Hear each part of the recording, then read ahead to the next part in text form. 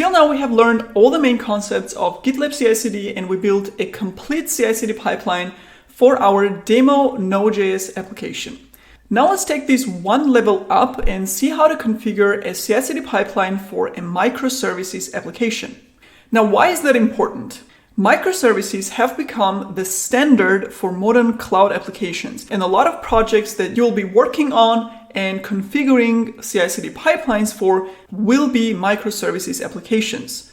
So it's important to know how to use GitLab CI/CD platform to build pipelines for microservices applications, because there are some specific differences and best practices here compared to building pipeline for a single non-microservice application like my demo Node.js application. And that's exactly what we're gonna learn in this chapter. We will learn how to configure a CI/CD pipeline for a microservices application.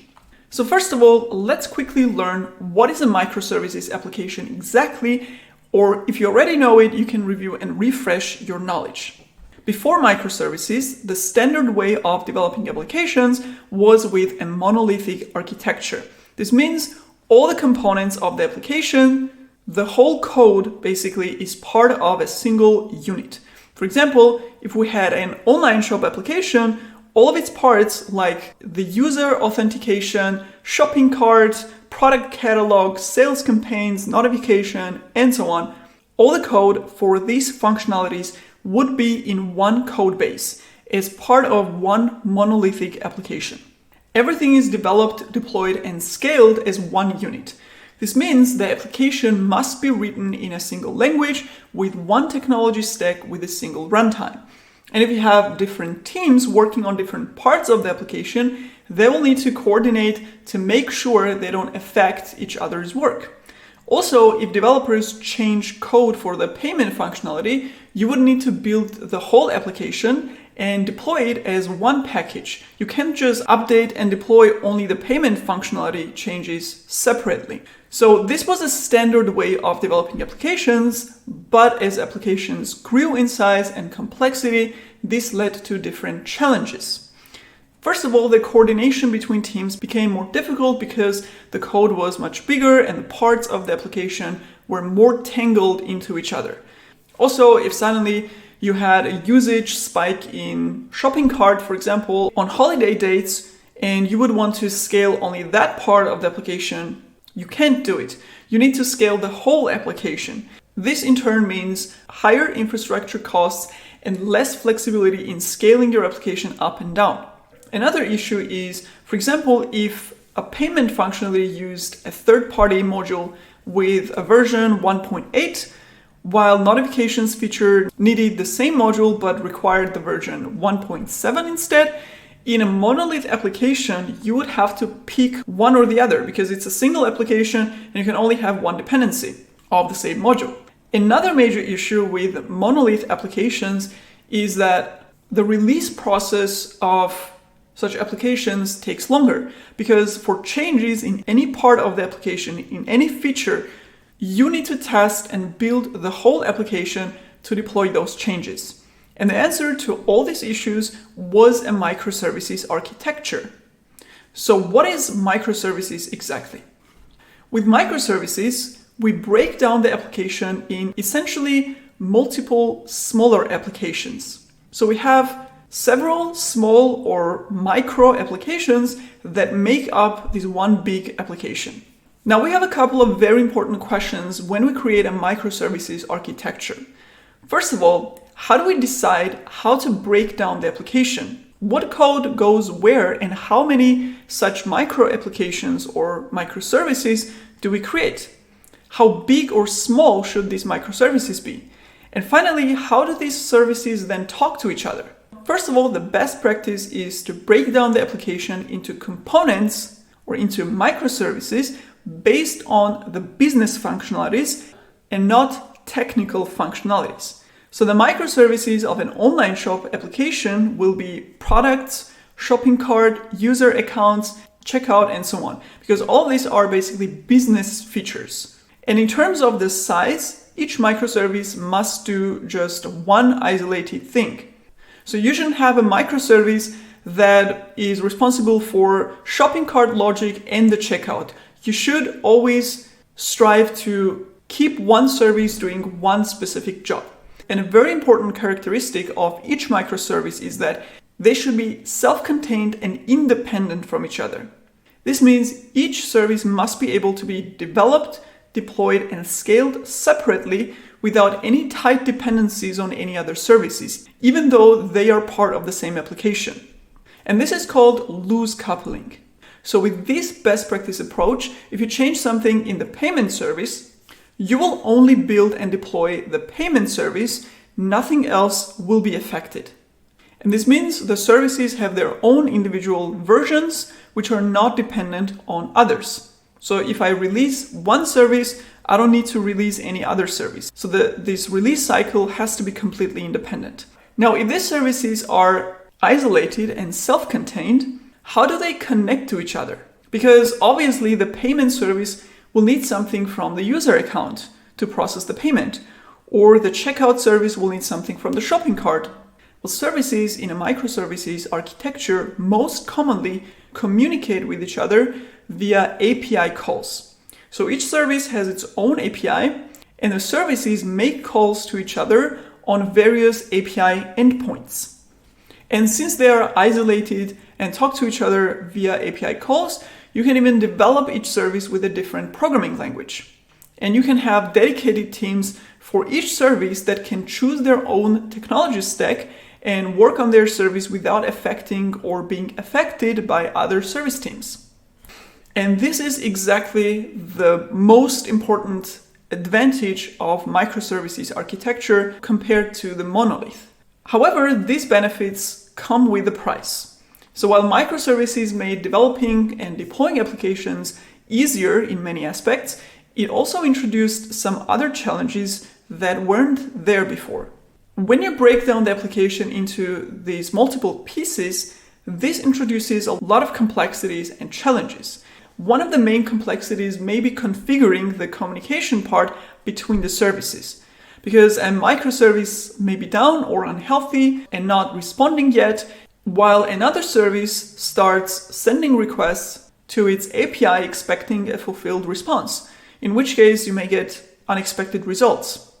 Also, with microservices deployed and scaled separately, it may become difficult to keep an overview and find out when a microservice is down or which service is actually down when something in the application is not working properly.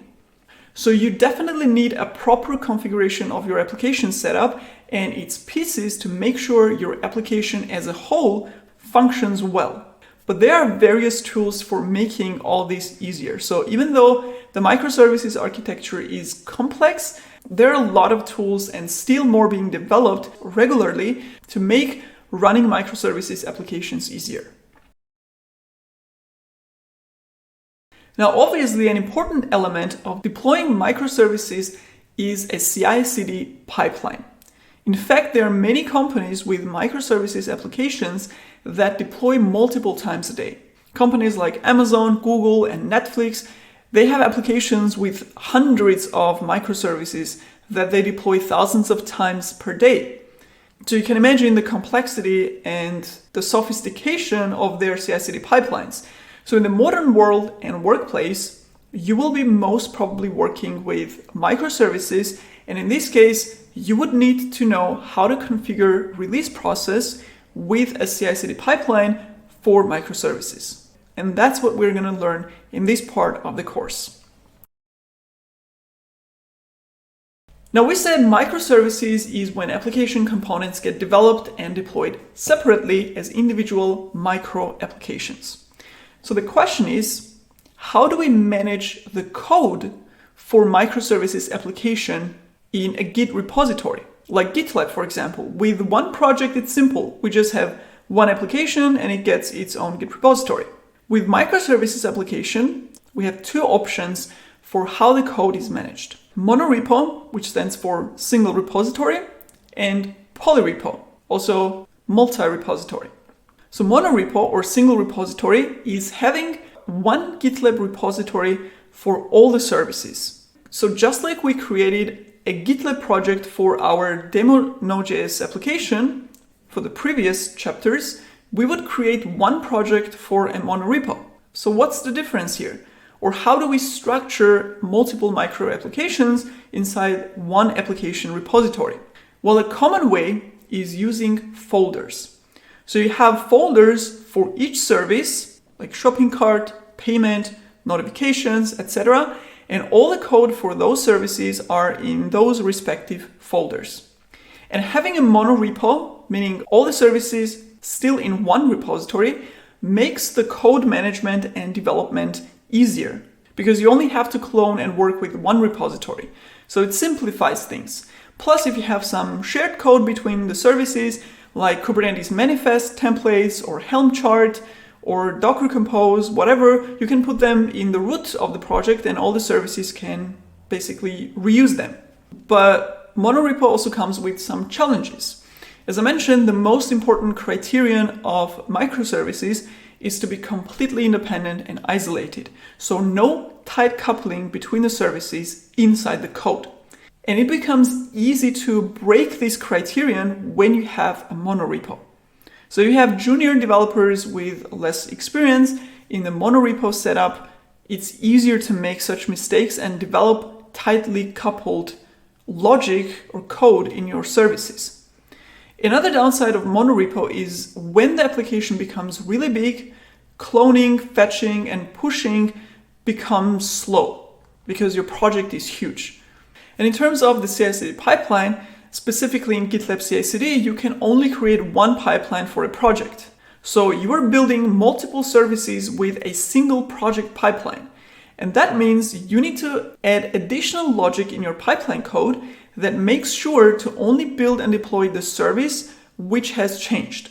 So if you make code changes in the payment service, your pipeline code should detect that, and only that service should be built, tested, and deployed. And it is possible to do that using GitLab CI/CD features, but it's a little bit more challenging. One more issue with a monorepo is that since you have just one main branch, because you have one repository, if developers of one of the services break the main branch, other services and their pipelines will be blocked as well. But there are a lot of companies, including very big ones like Google, who actually use monorepo for their applications. The second option, which is probably a bit more preferred one, is polyrepo or multiple repositories. With this approach, for each service, we create a separate Git project. So the code is completely isolated. You can clone and work on them separately because they are in separate repositories. Now, even though they are separate application repositories, they are still part of this bigger application. So of course, you would want to still have some kind of connection of these repos for an easy management and overview. So in GitLab, in addition to projects, you have groups. And if you remember, we learned briefly about groups in the GitLab runner section when we talked about the group runners. So essentially, you would create a GitLab repository group for your application called My Online Shop. And inside this group, you can create a separate project for each microservice that belongs to that application. If your company has multiple microservices applications, of course, this will help keep an overview of what projects belong together. But also within the group, you can actually create secrets or other CI variables that can be shared by all the projects in that group. And in addition, you can create runners that all the microservices projects can share. Now, what about the CI/CD pipeline for a polyrepo? Well, for polyrepo, the CI/CD configuration is more straightforward because you just have own pipeline for each repository. So no extra logic is needed to differentiate between the services.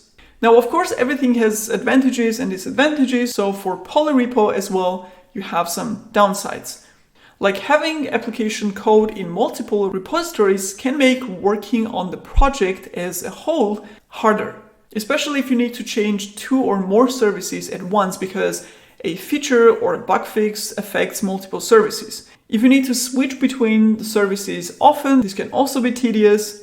Plus, things like searching something across multiple projects from the code editor can be difficult or impossible. Also, in the polyrepo, you can't really share files in the project like Kubernetes or Helm manifest, Docker Compose, and so on. you would either have to duplicate them in each project's repository or have to create dedicated project and reference them from there. So as you see, both options have their advantages and disadvantages, but the general rule is that if you have a small project with just several microservices, you should stick to monorepo and save the overhead of creating and managing and checking out multiple repositories. On the other hand, if you have separate teams for each service, if you want to have complete isolation, smaller code base to clone, own pipelines, and so on, then of course the polyrepo would be a better option. And in this course, we're going to actually see both of these options and how to work with them. So now that we know what microservices are and different repository strategies for them, let's actually see all that in action. I have created a simple microservices application made up of 3 services. The front-end service, which is the UI of the application, and 2 backend services. We have the shopping cart and product service. All 3 services are written in Node.js for simplicity, which is actually pretty common for small microservices projects where you have one team of developers that develop all the services, so they stick to one technology stack. I also created a monorepo for this demo microservice application, so we will see how to configure a CI/CD pipeline for a monorepo project. We will build a similar pipeline as for our demo Node.js project, in which we will build and deploy each service to an EC2 server using Docker Compose. After that, we will create a polyrepo for the same project and build the same CI/CD pipeline for our polyrepo application. And along the way, of course, we will see the comparison of these two and also learn important concepts of reusing the pipeline configuration for multiple services in both monorepo and polyrepo setups. So let's get started. So this is my monorepo for the microservices application. I've called it my microservice-CI/CD. So this is one project and all the services are organized in folders. So we have a front-end folder, products, shopping cart. And all the code and configuration for each microservice is in those respective folders. So all the code that a front-end service needs to start the application, to install the dependencies, to build the Docker image, everything is in that folder. And the same applies to shopping cart and product service. So let's actually clone this application locally and see a little bit of what's inside the code and how these services actually talk to each other. And then we're going to start all these 3 services locally and see the functionalities of all 3 in the browser. So let's grab the clone URL and let's do git clone the project. So that's the name. And in the Visual Studio Code, let's open our project. And as I showed you, each service folder contains everything that the service needs to be built and to be started and so on. So frontend has the index.html because we need some UI, and it has the server.js, which basically starts the application, serves the index.html, and then handles some button clicks. And frontend talks to products and shopping cart services. And the communication is happening very simply using HTTP requests, right? So the frontend server.js will make a call to get products. So the products API or the products endpoint on the port where the product service is running and basically send an HTTP request. And the same way it will make a call to the shopping cart on the shopping cart endpoint on the port where the shopping cart service is running. And in the products, we have a server.js that will receive and handle these requests. So we have this function that basically accepts the request coming on the endpoint and sends some response back to the front end. And we are starting the product service on port 3001 and the shopping cart service on port 3002. So each one has its own endpoint on port. They're running separately, and frontend talks to products and shopping cart services when we click a button, right? When we can trigger this communication in the UI. And also each one has its own Docker file that starts the service on the specified port, like this. Pretty much similar logic for each service. So this is a very simple application. The code is very simple, and the important thing is that each service is programmed in a way that it can be run, it can be built completely isolated from other services independently. So there is no code dependencies between them. They just talk to each other on the API. So now let's see how we can start the application, or basically all the services of the application, one by one. So I'm going to open the terminal. And let's make it a little bigger. So basically, I'm in the root directory now, and we can start any service in any order. So we can start the products first, and then front end, shopping cart, it doesn't really matter. They can be started separately. But in our case, let's go to front end first, so we can see the UI right away. So let's go to front end, and here we have the package JSON, which contains the dependencies. So first, let's install those dependencies. And now let's do npm start, and this will start the front end on port 3000. So products and shopping cart services are not running at this point, only front end is. So now let's go to browser and access the front end service on port 3000.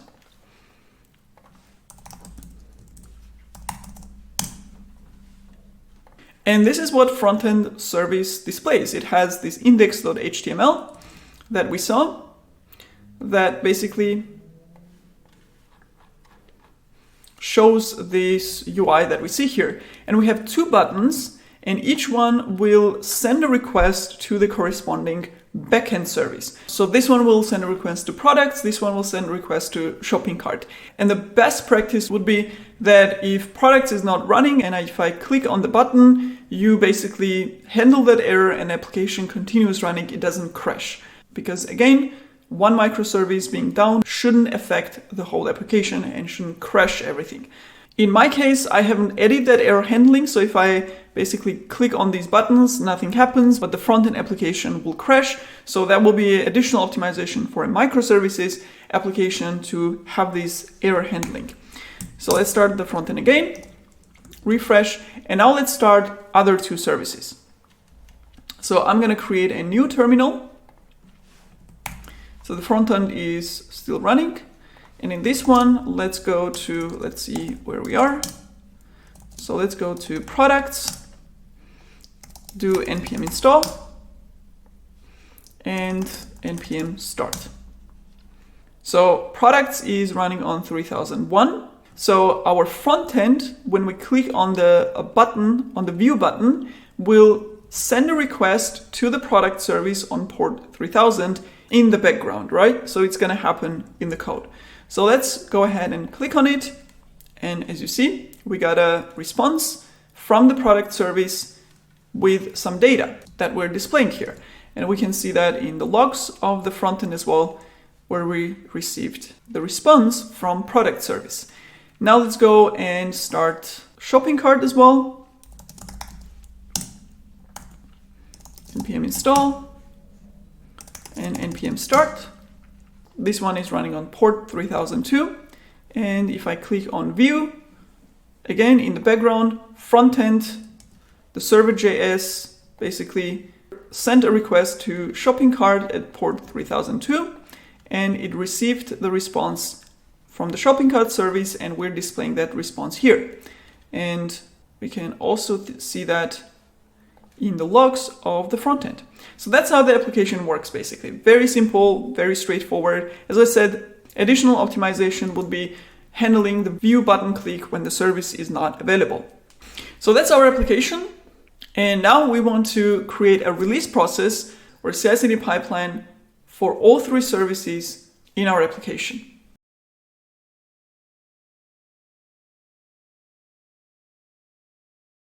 Now we want to build a CI/CD pipeline for this project. Let's do a couple of things to prepare for it. First of all, we need to configure GitLab runners for our project. So if I go to the GitLab project of microservice monorepo in CI/CD settings and expand the runners, you will see that we have no specific runners registered. And just like we did for other project, we will have to register our own specific runners for this project. Or we could also use the shared runners. Well, we already have runners that we created and registered for the other project, and it is possible to share the runners between the projects. So we could add additional runners and register them with this project specifically, or we could share or reuse the one that we use for another project. So let's go ahead and do that to also showcase how this can be done. So let's open my Node app project, and in the settings, runners, we have these 3 runners. One of them is with Docker executor, another with shell executor, and let's actually reuse this one. This is with the shell executor and has Docker installed in it. And we need Docker command, so let's go with this one. If I click on the edit button here, we have a couple of settings that we could change, and one of them is a check mark that says lock to current projects.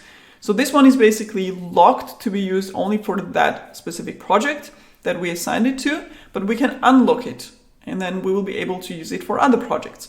So I'm gonna uncheck this and save. And now if I refresh this and expand, you see that this one appeared as available runner, and we can enable this now for our project. So I'm gonna click on this and there you go. So we're using the same runner for 2 projects. So the specific runners, because they're always assigned to the project, by default, they will be locked to the project. So we'll have to unlock it and then you'll be able to reuse it in other projects. Of course, if you have permission to do it. And you also see that lock icon disappeared once we unlocked the usage of this runner. Cool, so we have a runner that's taken care of. If we needed a Docker executor for this project, then we could also unlock the other runner that has Docker executor on it. Now as the next step, we would need a deployment server for this project to deploy all our services. And I already deleted the deployment server for the demo Node.js project. So in this case, we're going to create a new server. We're going to install Docker and Docker Compose on it, and we're going to save the SSH private key to access it. So let's go ahead and do all of that to prepare our deployment server. So let's go to our AWS, do launch instance. We're going to start an Ubuntu server. That's the version we're going to use, 20.04. We're going to leave everything else, which is selected by default. You probably also noticed the UI of the AWS changed a little bit from the previous demo because AWS updated their UI.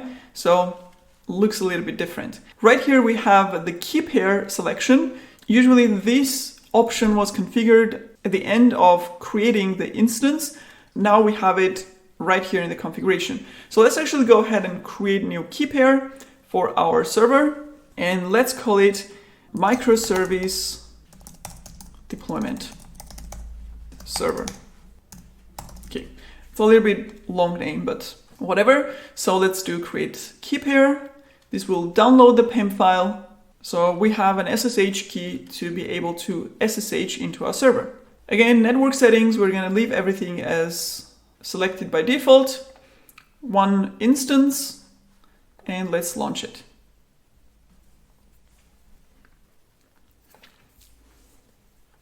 And while our instance is initializing, let's actually go ahead and change or restrict the permission of our SSH key so we can use it to SSH into the server. So I'm going to open a new terminal here and let's do change mod 400.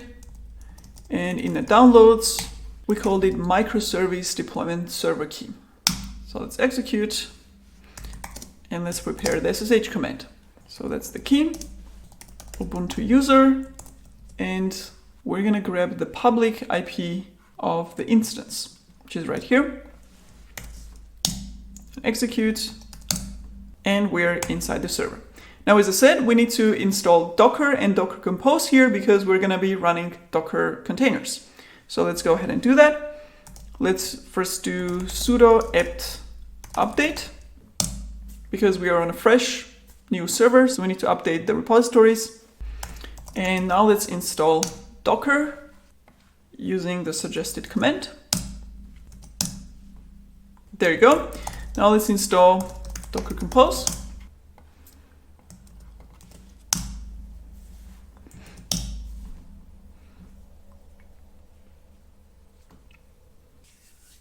And finally, if you remember, we need to make Ubuntu user able to execute Docker commands without sudo to avoid the permission denied issue. So we're going to do sudo user mod -ag, so add group, Docker, the current user, right? So we are adding the Ubuntu user to Docker group. And now if I exit and log in again, do docker ps, there you go. No permission denied anymore. Everything is set up on our deployment environment. Now let's go ahead and create our pipeline configuration that will build the Docker images of our services and deploy them here on the development server. So I'm gonna stop all the services locally. We don't need them anymore. Let's delete those terminals. And in the root directory of our project, I'm going to create .gitlab ci.yaml file. So we're going to have one pipeline configuration for all the services in this application. In order to keep things simple and to focus on the parts that are specific for microservices and monorepo configuration, we're going to simplify our pipeline. So we're going to directly build the image. So we're going to skip the test phase, because we already know how to do that. So we're going to build the Docker image and deploy to the development environment. So we're going to have these two jobs in our pipeline. When we have that and we have learned all the concepts, you can apply the knowledge to build out the pipeline with additional steps if you want to. So this way we can avoid too much clutter and noise in our pipeline and focus on the main concepts. So first let's define our stages. And we're going to have two stages, build and deploy. And for build stage, we're going to create a job that will build and push Docker image of a microservice in one job, in one step basically. So we're going to have a separate build and push jobs. We're going to have it in one. But we're building 3 different services, which means we need to have 3 different build jobs for each service. So let's go ahead and do that. So we're going to have build front end, and this is going to be in the build stage. Let's define the tags over GitLab runner, EC2, remote, and shell.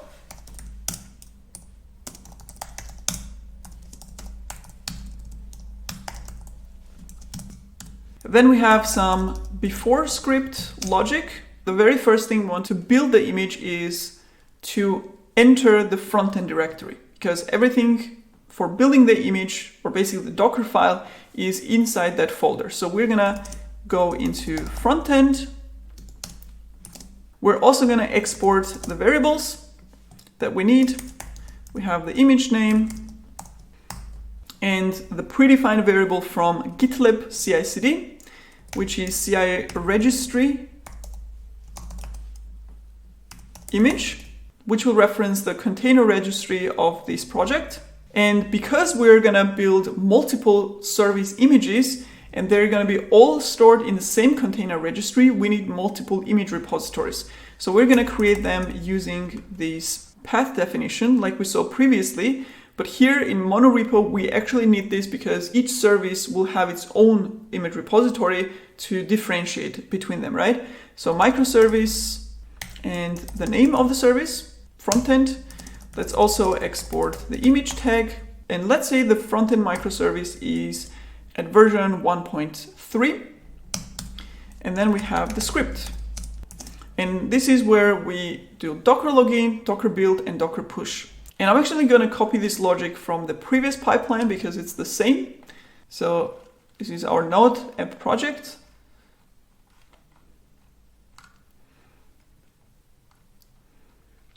So docker login command will be the same. We're using the predefined variables from GitLab CI/CD. Then we're going to build the image using image name and image tag. And now that we are in the frontend directory, this is going to be the location of Dockerfile, which is right here in the frontend folder. And finally, we're going to push that image that we built to the Docker registry. And again, image tag instead of the version. Cool. So that's going to be build job for the frontend service. And the same way we need to create build jobs for other two services. So let's go ahead and do that. I'm actually going to copy this whole thing and we're going to just substitute whatever is specific for the other services. So build products with the same stage, same tags.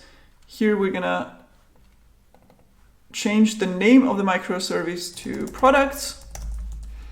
And let's say this is at version 1.8. As I mentioned, the microservices are built and deployed separately so they can have completely separate and independent versions, right? And here as well, we need to change into products directory, and all these will stay the same because it's all parameterized. And finally, build shopping cart, build stage. This is going to be shopping cart directory, the image name, and let's say this is at version 2.1. So we have 3 jobs for our services. However, with this configuration, every time any one of those services changes, we make code changes in frontend, products, whatever, all 3 jobs will run in parallel, which is not what we want. Instead, we only want to build the service that has changed. So if the code changes were made in the frontend folder of the project, only the build frontend job should be executed. So these 2 should be skipped actually. So how do we configure that? It's actually pretty easy. What we do is we basically just add a condition to the job that says when to run it. So right here in build frontend's job, we're going to add a condition using keyword only. And we learned this keyword already when we limit it to run our job only on master, branch changes, etc. So that's the same condition keyword, which basically limits when the job should be run. And inside that, we can say only when changes happen in the frontend folder, in any directory, any file inside the frontend folder, only then execute this job. So if something changes in the shopping cart folder, this will be skipped and ignored because this condition will not be met. And the same way, we can limit the other 2 jobs. So right here, we're going to do a condition where we only want to run this build when something in the products folder changes. And let's copy that. And this is going to be shopping cart. Pretty easy. So with this condition, we have a very flexible way of saying when should each job be executed. And in our case, we want to run them when the respective service has code changes. So with this, we actually have our build configuration ready. We can also add a standard workflow rules at the beginning, which says that we only want to build this when a main branch has the changes or on merge request. So with this, we can actually already test our pipeline and validate that our services are building separately whenever something changes in that respective service. So let's open the terminal and I'm gonna push these changes to the repository.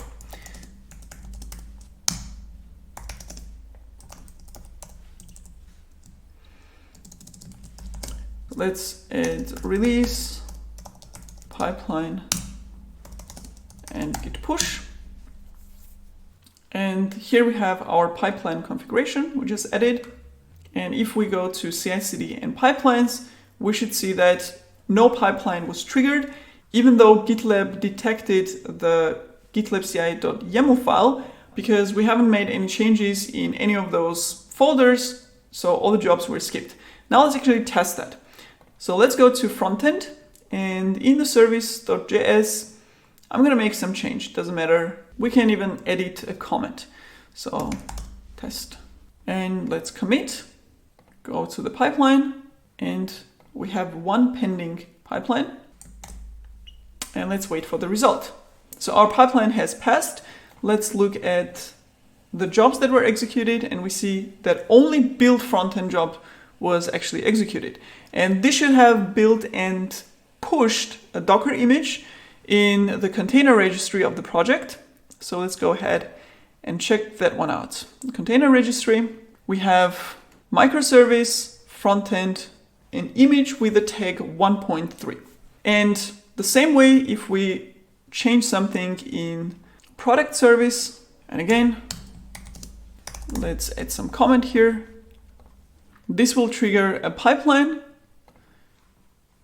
with build products job, which will build and push the product service Docker image. And let's check that one as well, the container registry, and we have our product service with version 1.8. Cool, so we have our build job configured. Now let's go back to our pipeline code. And you probably already noticed that we're repeating a lot of code and configuration in our 3 build jobs. And imagine if we had 10 microservices or 20, we would have this whole code and this whole configuration 20 times in this pipeline. So there will be a lot of repetition. So let's go ahead and optimize and actually reuse that logic using the feature that we already learned called extends. So let's create a generic hidden job, and we're going to call it build. That will contain the common configuration logic. And then each specific service job will extend from it. So I'm going to take the whole configuration and put it here. So first let's paste the whole configuration in our base build job, and then let's see what parts we have to customize or what parts we have to extract out again to the specific job. So first of all, we have the stage, which all the jobs can reuse. We can also say we want all the jobs to be run on the same runner because we just have one runner, right? So these 2 configuration attributes can stay, obviously. Then we have before script, where we use explicitly the microservice name and the version of that microservice that we're building. So these obviously have to be parameterized and customized. And we've learned that we can pass parameters to a base job that we're extending from using variables. So let's go ahead and do that right away. We're going to define variables, and this is going to be the microservice name. So we can call it microservice. And in the default job, we're going to leave it empty. And we're going to have the service version, so to say. So with these 2 variables, we can make this generic, and each job will basically pass their own values here. So before script is also configured. In the script, we already have everything parameterized, so we don't have to change anything here. It is already generic, it can be reused. And finally, we have this expression to only execute the job when changes in the microservice folder happen. Now, it would be great if we were able to use that microservice variable in here as well as a substitute for whatever service folder that is. However, in GitLab, it's unfortunately not possible. So the variables do not get expanded in certain places, and one of them is this only changes attribute. So we cannot use an environment variable here. It's not going to work, which means we're going to grab that and put it back to the specific job that will extend the base build job. However, all this configuration is now generic and we don't have to repeat this code. So let's go ahead and extend from it in our build frontend job using the extends keyword and pass those 2 variables. to customize the job specifically for frontend. So we're going to do frontend as a microservice and the version 1.3 inside the string, because otherwise it gets interpreted as a number value. So, and this way, you see the specific job implementation is just a couple of lines. We can do the same for the other two services. I'm actually just going to copy this whole thing. Products, we have image tag 1.8. So let's change that, 1.8. Service name is products. And same here. Shopping cart and version 2.1. Awesome. So we have reduced our pipeline code by reusing the common configuration, which is pretty large. So if we had 5 more microservices, we would actually be saving a lot of repetitive code.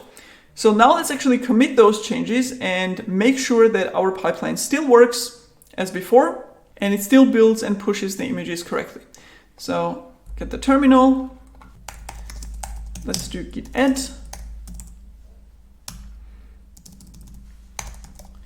And commit message, reuse, build job for services. And let's pull the changes we made in the front-end and product service. And now we can push our own changes.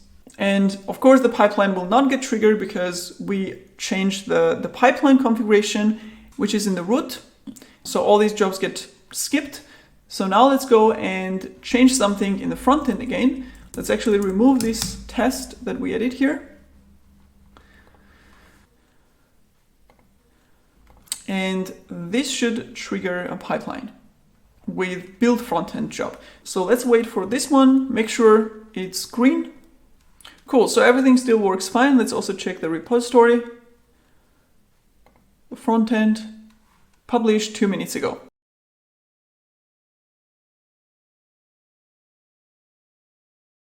Cool, so now that we have created and also optimized the build job for our services, let's go to the next stage and create deploy jobs. And we're gonna use Docker Compose to deploy each service. So we're gonna create that Docker Compose file. But each service will be deployed with its own Docker Compose file because they need to be deployable separately. Plus, when we do Docker Compose down in order to stop the previous version of the image and start a new one, we don't want to stop any other services, just the one that we want to update. However, we also don't want to duplicate code and have 3 Docker Compose files. So what we're going to do is we're going to create a generic Docker Compose file in the root of the directory that all services can reuse, and we're going to make it customizable for each service. So let's go ahead and do that first. dockercompose.yaml. And this is going to be a very simple Docker Compose with one service, and we're going to make it generic. So we're going to call it app. And the image will be customizable. So that's going to be an environment variable, and let's call it image name, just like in our previous demo. And then we're going to have the image tag that can be set separately. We also want to customize the ports because each service has its own port. And we can have separate ports for the host and container. In our case, let's just go with one. So whatever the container port is, we're going to use the same for the host. So let's call it Docker Compose app port. And same for the host and container. And that's it. So with this, we're going to be able to use this Docker Compose for each service to deploy them without affecting the containers of other services when deploying the service with this Docker Compose. So let's go to the pipeline configuration and create deploy jobs for all 3 services. We're going to start with the base deploy job. Let's set the stage on deploy. Then we have the tags. I'm actually going to copy that And then we have before script and the main script. In the before script, we have three things we want to do. First, we want to limit the permission on the SSH private key of the deployment server. And we will actually have to create this variable in our project's global variable section. So we're going to do that later. But when we have our SSH private key in our project's variables configuration, and we're going to create it later to make it available for the pipeline, we're going to limit the permission to 400. Otherwise, AWS will not allow accessing or SSHing into the server. Then we want to set the two environment variables. One is image name. And actually, I'm going to copy the code from above. Also want to set the image tag. And this is going to be also the service version. So that's the before script. And inside the script, we're going to connect to the deployment server, the EC2 instance that we created. We can actually call this deploy microservices. So we're going to connect to the server using the SSH private key and copy the Docker Compose file. And as a next step, again, connect to the server and execute Docker Compose. This is actually the same deploy logic that we used for our Node.js application in the previous demo. So we can actually copy it from there. So this is the part that copies the Docker Compose to the server. And this is the part that does Docker login and then starts the containers in Docker Compose file. But I'm going to write this step by step so we can refresh our knowledge. So we are doing secure copy we're disabling the strict host key checking so it doesn't ask for it. We are also passing the private key file and we're copying Docker Compose.yaml, this one here, to the remote server using Ubuntu user. And we're going to save the public IP address of the remote server in a variable, which we're going to call deploy server or deployment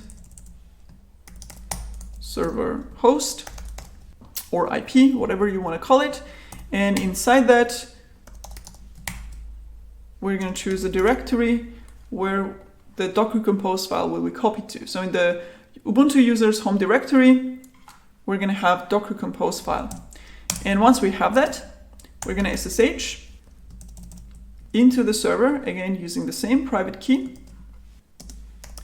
using Ubuntu user and the public IP address. And we're going to execute following commands.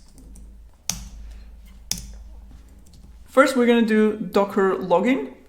And I'm actually going to copy that. So Docker login, this is the same Docker login we used here. This is absolutely parameterized with the predefined variables that GitLab gives us.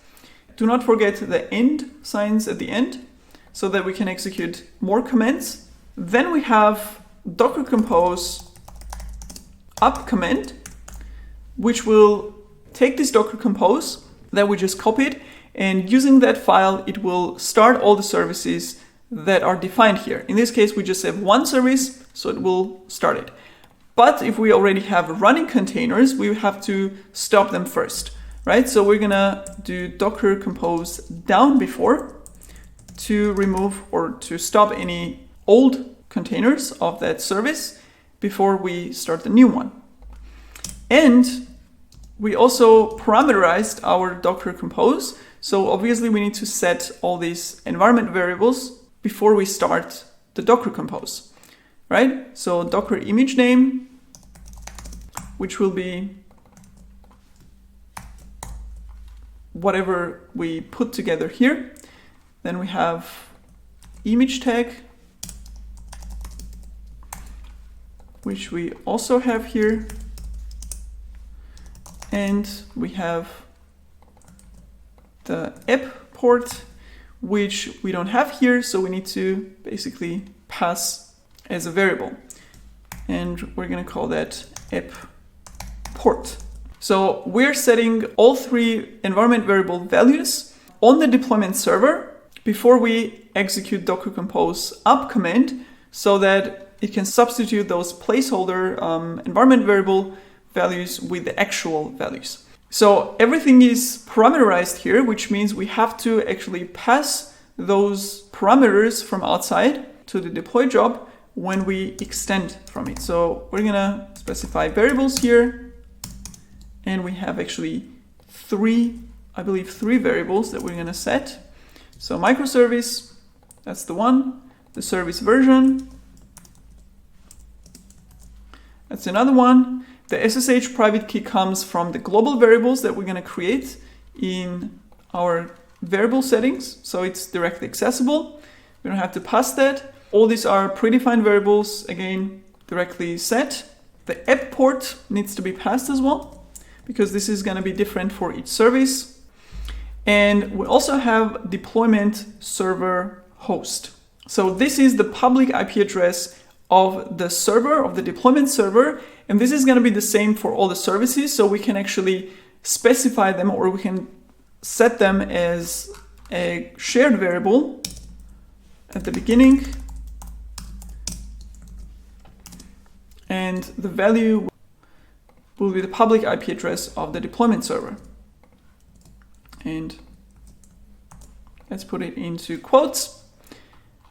So now we're making all the variables configurable, and there is one final thing that we would need to do in our deployment logic, and that is setting another variable which is specific for Docker Compose that we already learned actually, which is compose project name. And this is going to be set to the microservice value. So we already learned about this environment variable. So basically what it does is it overrides the prefix that the container name gets when we start it from the Docker Compose file. By default, when we start the container inside the Docker Compose, the Docker Compose will put together container name using the folder where the Docker Compose is located. That will be Ubuntu users home directory, Ubuntu, underscore the service name that we have here, and then suffix with an index. So that's going to be the container name. And if we leave that as the default, what will happen is that all our three services, front-end products and shopping cart, will have the same container name. And we don't want that because we're only going to be able to start one container.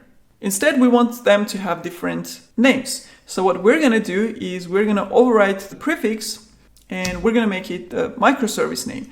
So the front-end container will have this name, the products container will have this name, and so on. And in order to do that, to overwrite the prefix, so instead of being the folder name of Docker Compose file, we're going to set it to the microservice name. And that's what the Compose project name environment variable is used for. And let's put this quote on the same line to fix the issue. And this actually configures our base deploy job. Let's also add an environment, so we can see a direct link to the URL. In this case, it's optional because we just have one environment, but we can still add it. And let's make the URL also configurable. And let's do application endpoint. And this will also be a global variable. And this could be the same as the public IP address, in this case, or it could be a DNS name, which is different from the server endpoint. So in our case, these are exactly the same. You can use any for both values, but we're just going to leave it at that. So we have the base image. Let's now create the specific images for each service. Let's do deploy frontend first, which will extend from the deploy. And we'll set those variables. So the microservice is front-end, service version is 1.3, and the application port is 3000.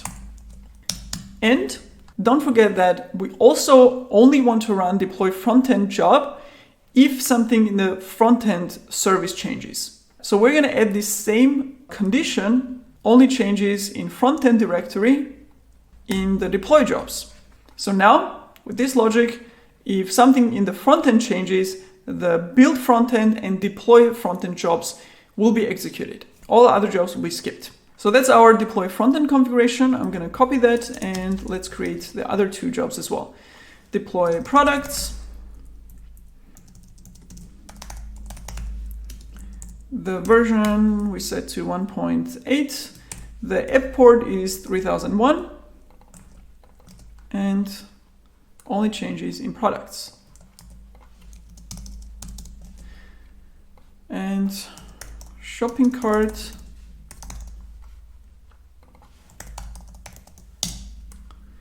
Version 2.1.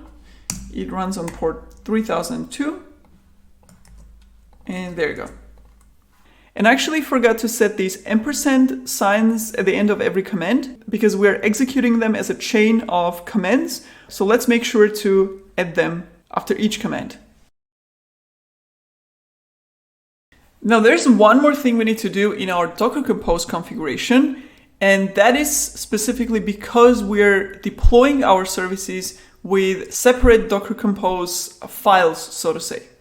So in Docker Compose, by default, what happens is when we start the services inside the Docker Compose with Docker Compose up command, Compose will create a Docker network, and all the services that are listed in the Docker Compose file will be started in that network. So if you do Docker network ls on your terminal, you will see a list of networks that has been created on your machine, right? And each network, you can think of it as an isolated virtual network that has a possibility to run containers inside. And with Docker Compose, whenever we start services in Docker Compose, Docker Compose will create a new Docker network and all the services will run inside that network.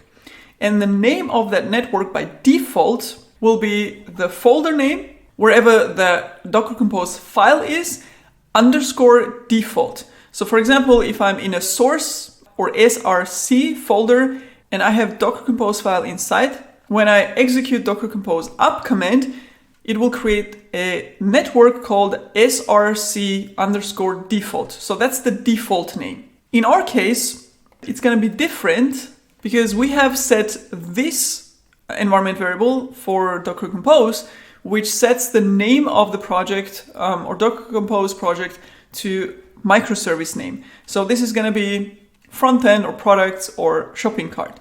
And this actually overrides not only the container name inside the Docker Compose or the prefix here, but also the name of or prefix of the network. So this value will be used instead of the folder or folder name when creating network as well. So we're going to get a network which is front-end _ default like this, and our front-end _ app _1 container will run inside that network. And the same will be true for products and shopping cart services. However, there's a problem with that because when you have containers in different Docker networks, they cannot communicate with each other. So they can't talk to each other from different networks. Of course, there are different tools to configure that they can start communicating, but by default, without any configuration, they can't talk to each other. So we want all three containers, when they start, to actually be in the same network. And when they are in the same network, the containers can talk to each other using the container names. So that's what we want. So we don't want Docker Compose to create own network whenever it starts the front-end application, the products application, and shopping cart application. We want it to create one network and start all three applications inside. So instead of products _ default or front-end _ default, we want some one consistent name. So how can we overwrite the name of the network that Docker Compose creates? Well, we can do that inside the Docker Compose configuration. So first we have to define the network that we want to create. So networks attribute will allow us to create any number of networks, and then we can reference them inside our services. So first we're going to specify the network name that we want to assign it, and let's call it microservice. That's going to be the name of our network. And there is one required attribute for any network, and that is a driver. We have different values like host, driver, or bridge, or it can have a custom driver.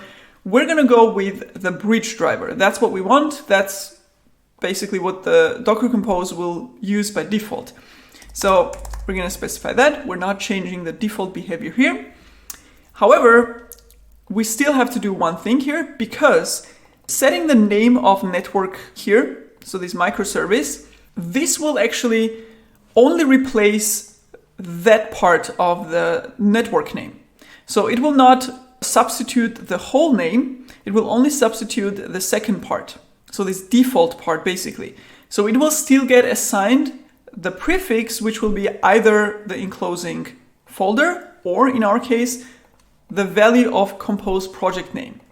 And we don't want that because that's going to be different for every service. And we want the same consistent network name. So how can we overwrite this part as well? Well, we're going to say, you know what?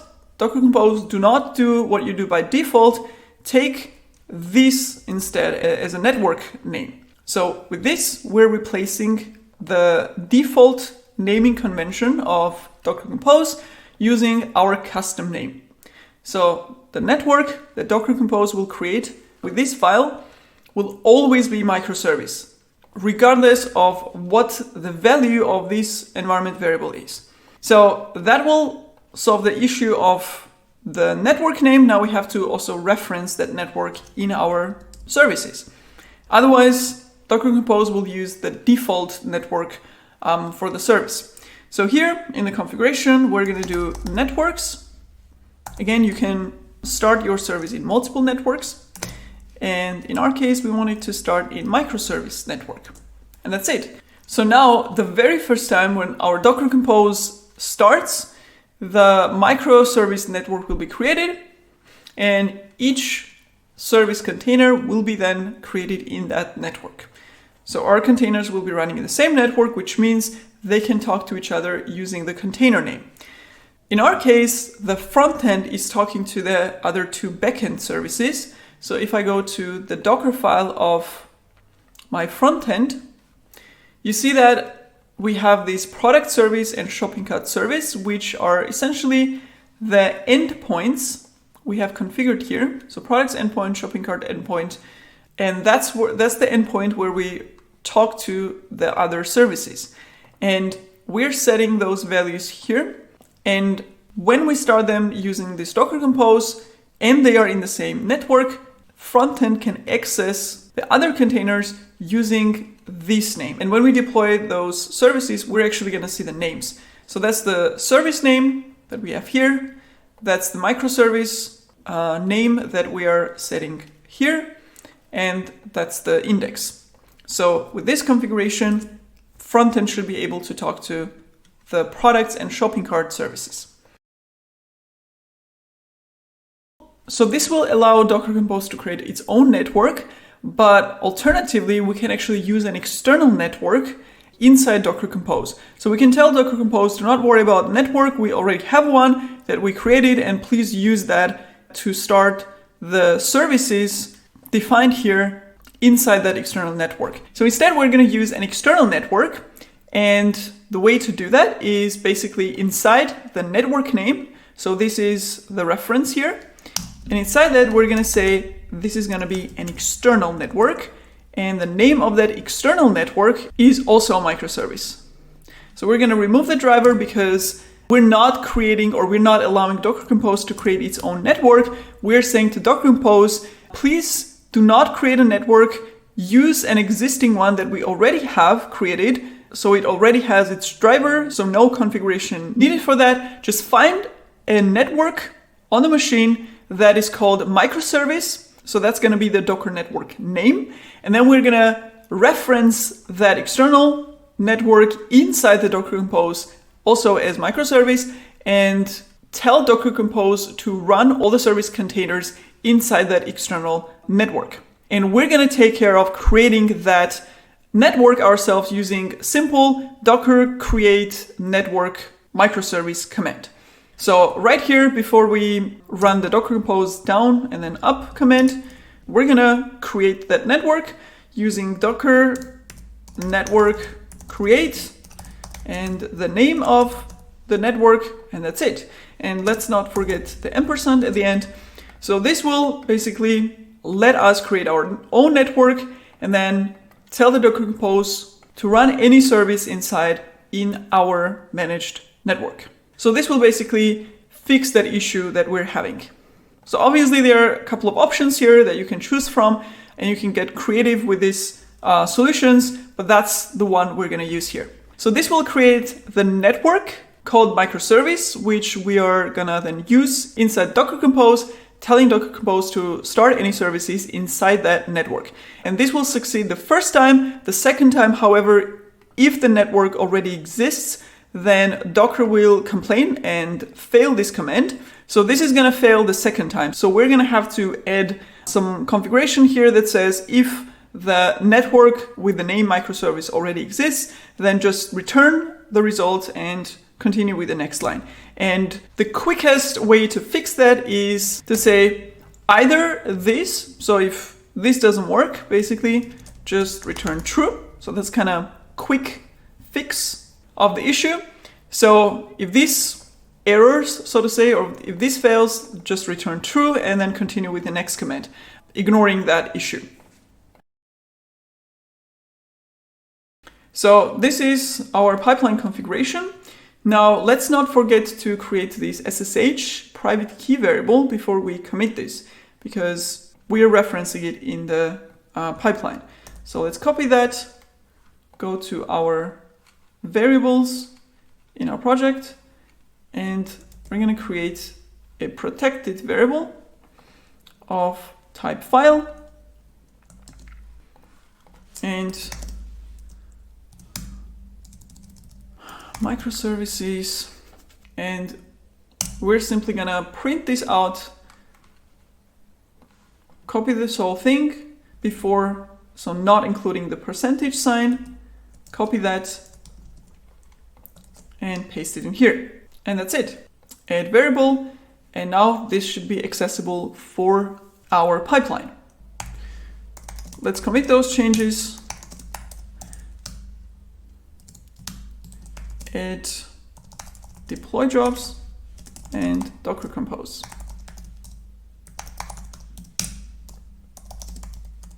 Let's pull any changes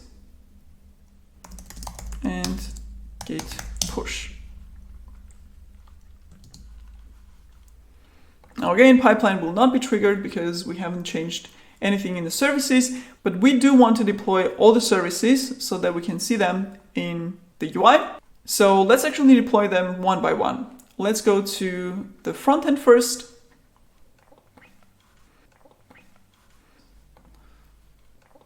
And let's do deploy test. Commit, and this should trigger the pipeline. So now we should have two jobs, build frontend and deploy frontend. All the other jobs get ignored. And this should deploy the front-end service on our deployment server. And I'm going to close all the tabs that we don't need anymore. And let's wait for this pipeline to complete.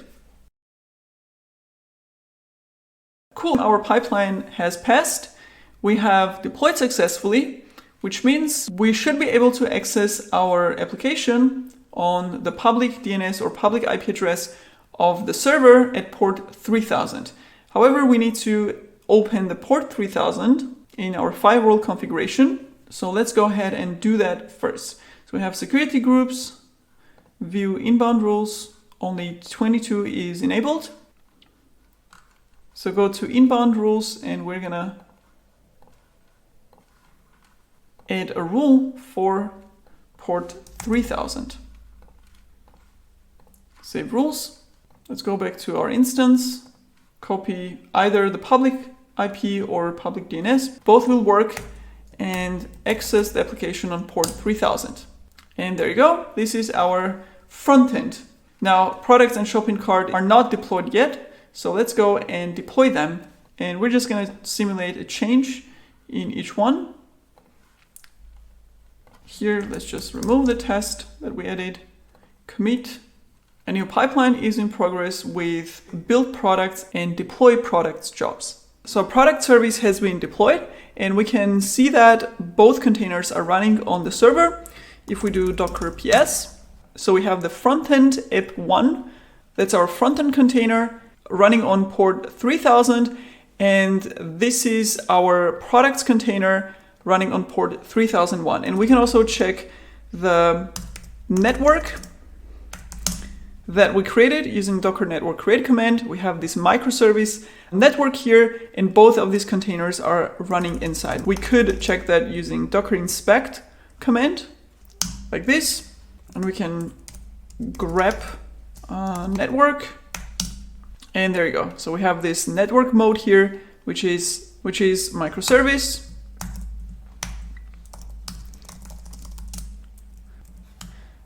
And if we check that for the other container as well, there you go. So they're both in the same network, which means the front end can talk to product service using its container name products underscore app underscore one, which is what we have set as an endpoint in the front end application's Docker file, right? So that's the product's endpoint. So now the moment of truth. I'm going to refresh the front end real quick, and if I click on view, I should see the result of products application. And finally, let's do the same for the shopping cart. Let's change something here. I don't know, just remove the line, whatever, and the pipeline should now trigger that will deploy the shopping cart application as well with build shopping cart and deploy shopping cart jobs. So again, we know what the build command does. In deploy, we're doing docker login. All these environment variables will be created. The Docker network microservice already exists, so this will be ignored and it will just return true. There is no previous container to remove, so this will also be ignored. And then Docker Compose up will start the shopping cart container in the microservice network, so frontend will be able to talk to it. So let's wait for that pipeline to complete and deploy the shopping cart service. And once that step is completed, go back to the application. We actually don't have to refresh this. We can just click on view, and there you go. We have a response from the shopping cart. So our application is working. So all three of our services have been successfully deployed using our pipelines. And from now on, we can individually update, build, and release each service without affecting the others. And that's how CI/CD pipeline configuration for monorepo microservices application works. Cool, we saw how to create a release pipeline for microservices application in a monorepo. Now let's see how a release process looks like for a polyrepo equivalent of the same project. So first, let's create the polyrepo or multiple repositories for our microservices. So instead of the project, we're going to create a group, and then inside that group, we're going to have individual projects for all three microservices. So I'm going to go to the groups and create a new one. And let's actually call these the same as our microservices project was called. So in this case, this would be the group name. In a real life scenario, this will be the name of the application, like my online shop or whatever application you have. Obviously, I'm very bad with the names of the projects and groups, so you can call it whatever. I'm going to make this public so that you have access to it. And that's it. I'm going to create the group. And now we have an empty group which can host multiple projects inside. And we have this new project button, which allows us to create multiple projects or even subgroups inside. In our case, we're not going to have any subgroups. We're going to create 3 projects, one for each service. So let's go ahead and do that. First, I'm going to create a project for frontend. So let's call this frontend, and you see the project URL is gitlab.com, the name of the group / the project name. If I'm creating a project in my GitLab account without or outside a group, then instead of the group name here, I will have the username of my GitLab user. I'm also going to make these public, and let's initialize this with readme and create the project. So that's the frontend project inside this group, and we have this listed here. Let's create another one for the products service, again public and with its own readme, and the third project for the shopping cart service.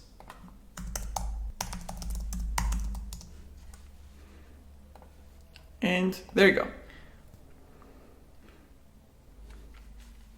So we have 3 empty projects inside our microservice CI/CD group. And now what we need to do is basically take all the code for frontend service and put it in this frontend repository and do the same for all other projects. You can clone it locally and basically copy and paste from the folder, or you can do it in the web UI. It doesn't really matter as long as we end up having the same exact files in our individual service projects. So what I'm going to do is I'm going to switch to the web IDE for the front end, and I'm going to create all these files here. So I'm going to create the Docker file. Let's create the package.json, the index.html, and server.js. Not the most efficient way of doing it, but it doesn't matter. You can do it any way you want. So I'm just going to take those contents and paste it in. Then I'm going to grab the index.html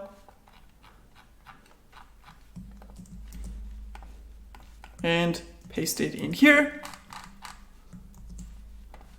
Let's grab the package.json and finally the server.js.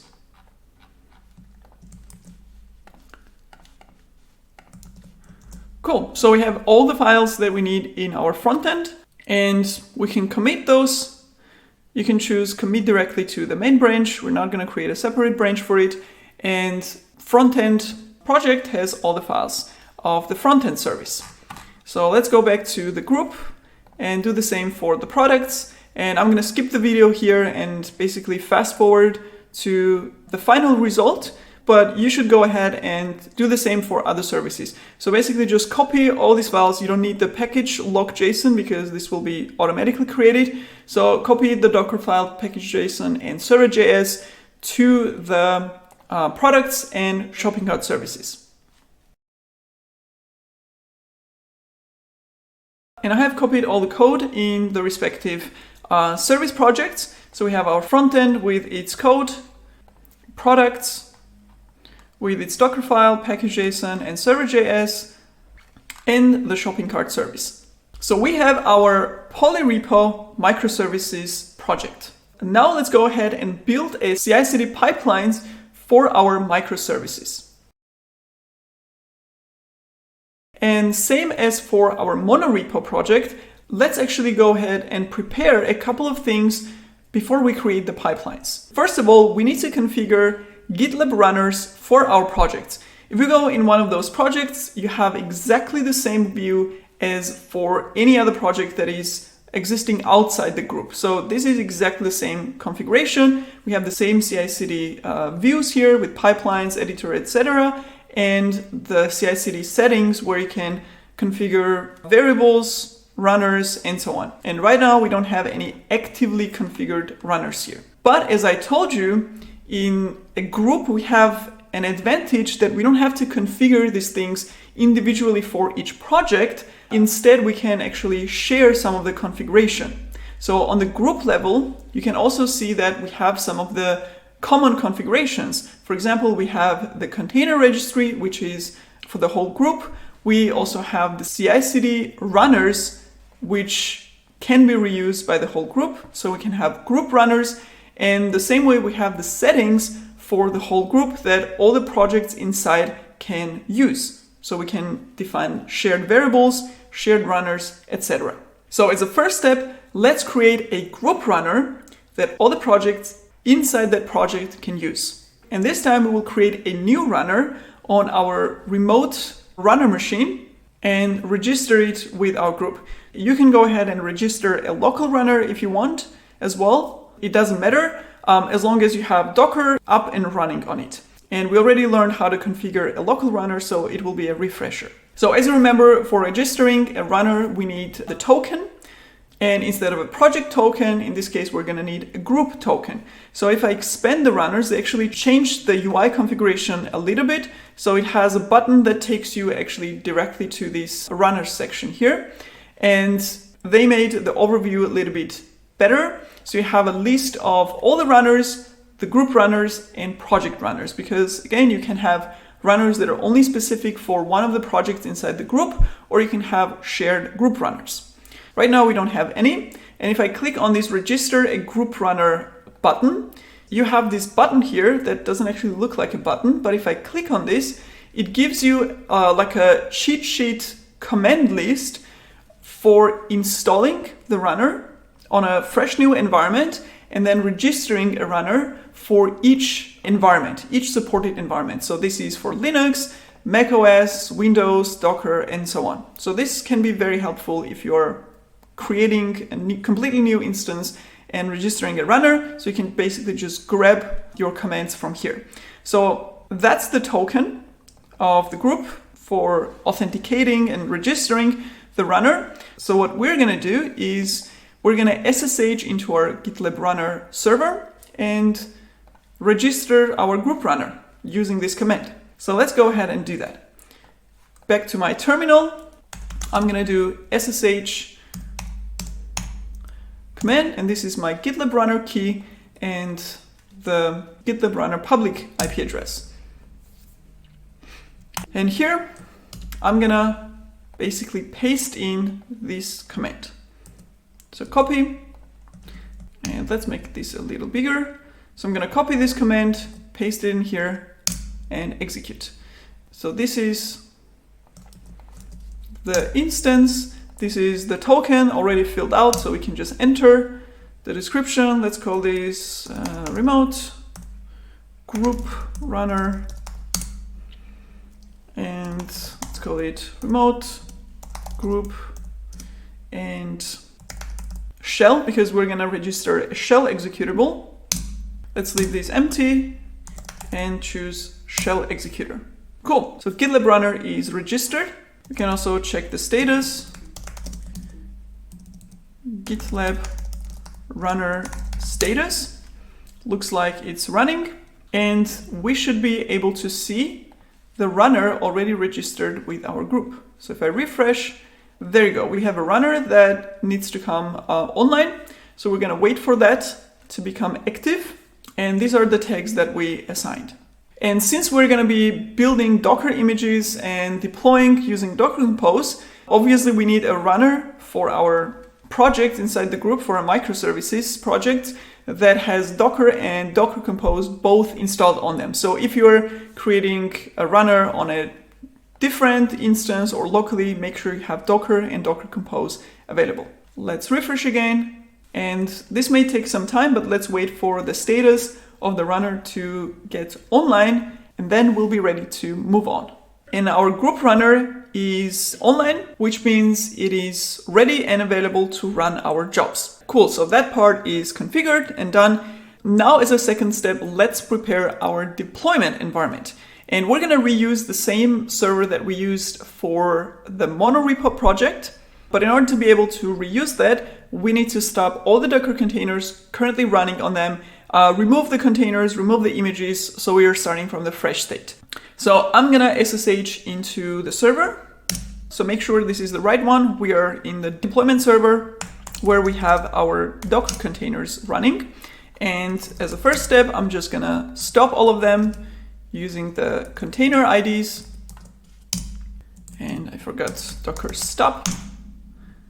There you go. Now we can remove all the containers using Docker rm command. Great, let's check the images and remove them as well. Docker RMI for image. Shopping cart 2.1. Then we have products 1.8 and frontend 1.3. And it seems like we still have some containers. Let's get rid of them as well.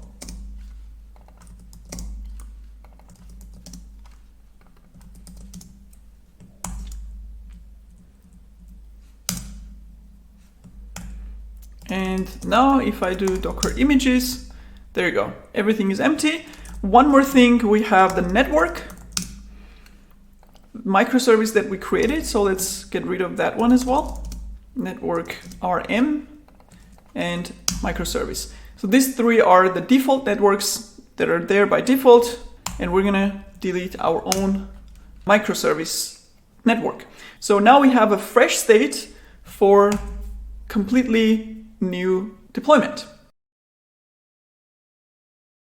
And as a final step for pipeline preparation, we're going to create the SSH private key variable for the deployment server so that GitLab can connect to that and deploy the services. And as I mentioned, in a group, we can create shared variables that all the projects can reuse instead of having to create the same variable 3 times for all 3 projects.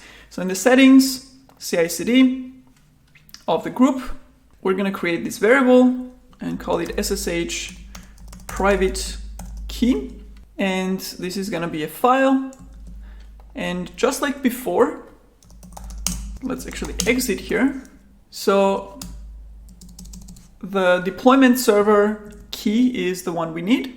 So I'm simply going to cat this and let's copy the whole contents till the %sign and paste it in here as a value. So I'm going to add the variable and that's it. We have prepared everything that we need for creating the pipelines for our 3 projects. So now let's go ahead and create the GitLab CI.yaml file for each of our microservices. Going back to the group view, front end, and I'm going to switch back to the web IDE. And again, you can do this locally if you want in your local code editor. It doesn't matter. I'm just doing it here so that we can save some back and forth switching and so on. Cool. So let's create the same pipeline as for our monorepo that will build and push a Docker image to the registry and deploy that image. And for deployment, we're going to use the same Docker Compose file that we used here. So what I'm going to do is first I'm going to create the Docker Compose file and I'm going to copy that actually from here. So it's going to be exactly the same configuration. And this time we're going to have to create this Docker Compose file in each project because we don't have a shared repository, right? So in the front-end project, I'm going to create a Docker compose.yaml and copy the contents here. We could make this more specific because again, this is in the front-end project, so it's obvious that it belongs to the front-end. So we can call this front-end instead of app and hard code the ports, for example. However, we're still going to keep it generic and customizable because we want to keep the pipeline code generic. And we're going to see that when we create the pipeline. So let's go ahead and create our GitLab CI.yaml file. I can actually just click on this one. And what I'm going to do is I'm going to just basically copy and paste in the pipeline code directly because we have written this same logic a couple of times. And let's go through and explain what's inside. Let's fix this tab characters here like this. So let's go through the configuration. We have written this configuration multiple times already, but let's see exactly what we're doing. So first of all, we have the variables, server host and endpoint, which are of our deployment server. Let's make sure we have the right public IP. That seems right. And then we have 2 stages, build and deploy. And we have specific jobs, build front end and deploy front end. We're building and pushing the front end image to the repository and we're running them on our GitLab runner. Let's actually check that our tags are correct. Runners, so we have remote group shell. Remote group shell. We already know this configuration. Deploy frontend is also running on the same runner. Again, using the private key, setting the image tag. And this is actually exactly the same code as we had right here. So it's the same pipeline configuration that we used for our monorepo. So this part is where we set the compose project name, the app port, and create a Docker network, compose down, compose up. Same thing.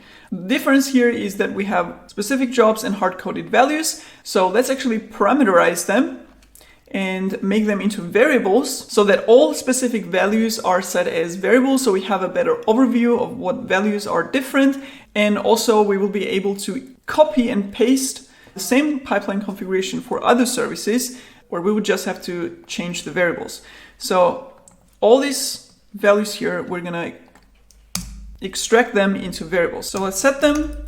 First we have the microservice, which is front end. Then we have the service version, which is 1.3. We also have the service port, which is port 3000. And now let's substitute those values everywhere. Service version, same here.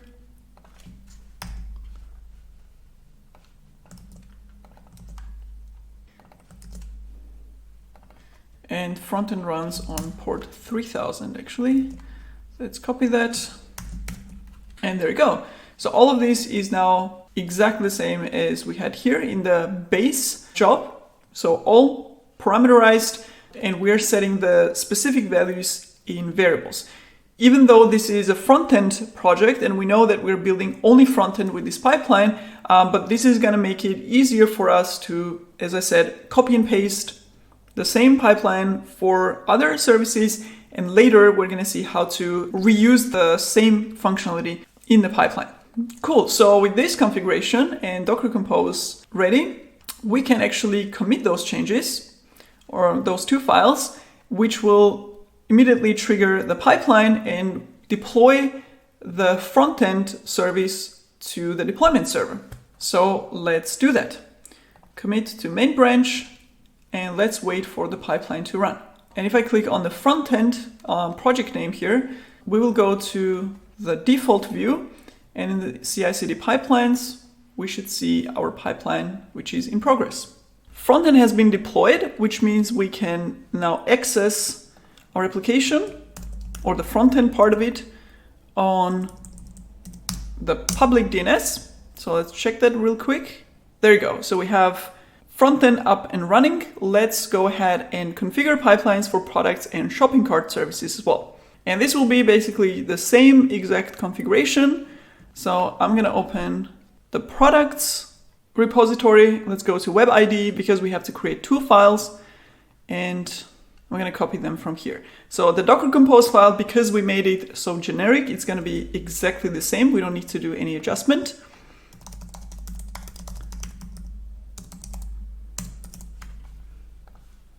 And let's paste it in there. There you go. And second will be the GitLab CI.yaml.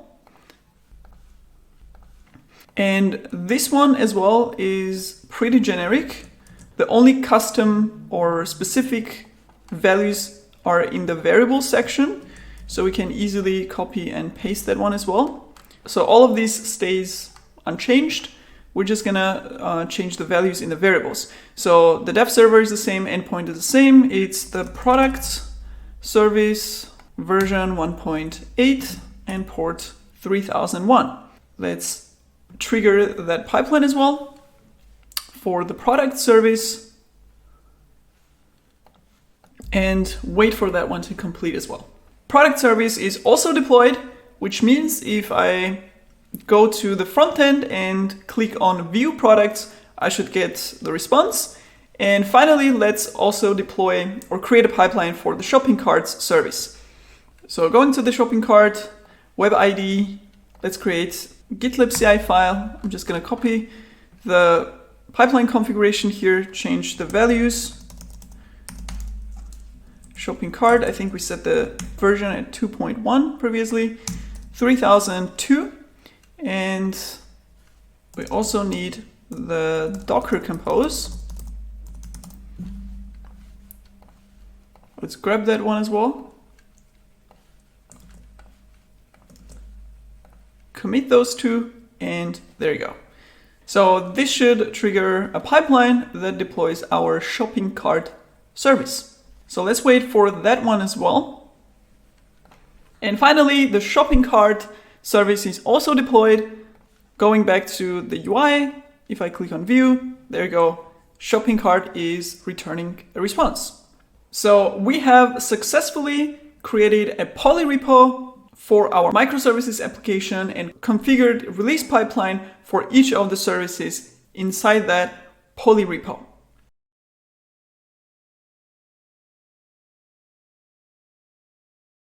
So I'm going to close all these tabs. Now, if I go back to one of the services and the pipeline configuration, there is one thing that I mentioned, which is that we're repeating the same configuration or same pipeline configuration code for all the services. And this is one of the disadvantages of Polly repo, that you have a code or configuration that all services need, and you have to basically replicate it in each service because you have to have it in each project separately, like the Docker Compose file or the pipeline configuration. Now imagine we had a full CI/CD pipeline with multiple test jobs and deploying to 3 different environments. So our pipeline would be even longer and we would be repeating even more configuration code across our services. And if we had 10, 15 microservices, we would be repeating it 15 times. Plus, each service team would have to write their own pipeline and manage that. And with time, the release pipelines of different services may end up being completely different and inconsistent. So each service may be released with different tests, pushing to different Docker repository, and so on, instead of having a fully optimized, proper pipeline that all services can reuse. And that's not a very efficient way to work, right? So what is the best practice here, and how can we optimize this? Well, for that, we have what's called templates and template library in GitLab. So what is that? If you have worked with Jenkins, it's basically equivalent to Jenkins shared library.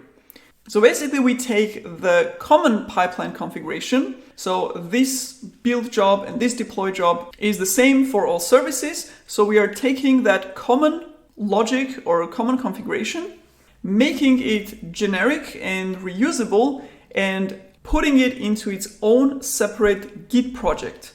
And any project that needs that configuration can simply reference it and basically fetch it from that separate repository.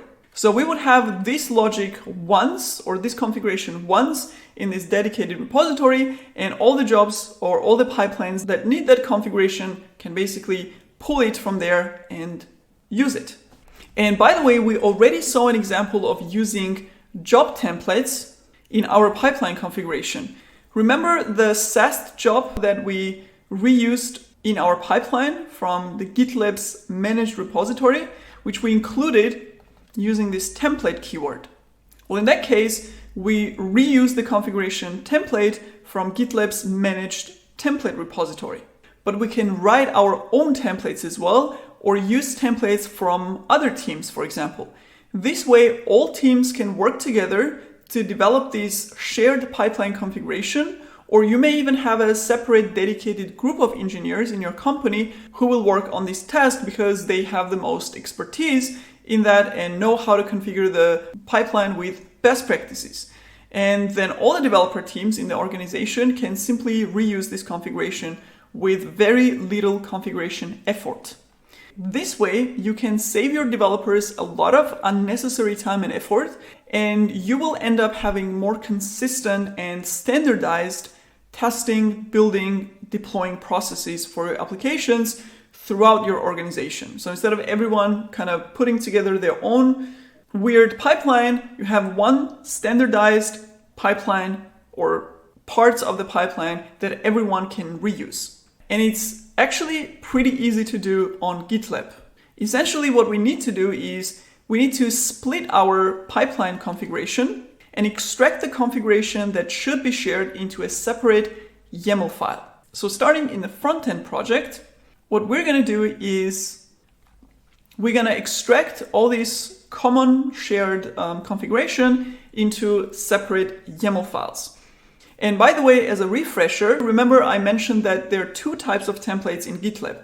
So we have the pipeline templates for the whole pipeline. You don't have to write it from scratch.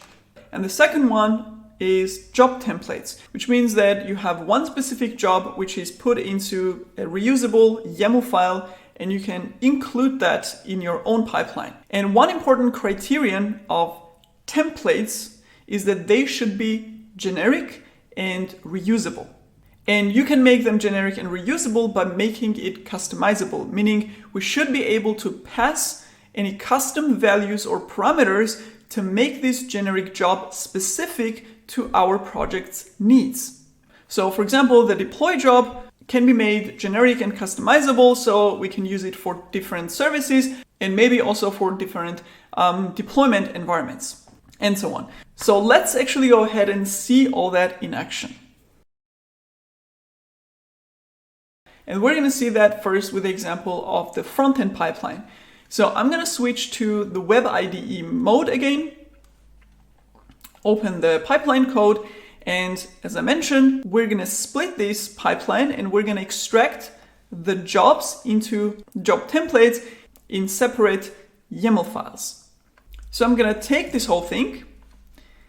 In the project, we're going to create a file, and let's call this build template.yaml. And by the way, the name can be anything. It doesn't even have to start with dot. You can name it build.yaml or build-template.yaml, whatever you want. It just has to be a YAML file.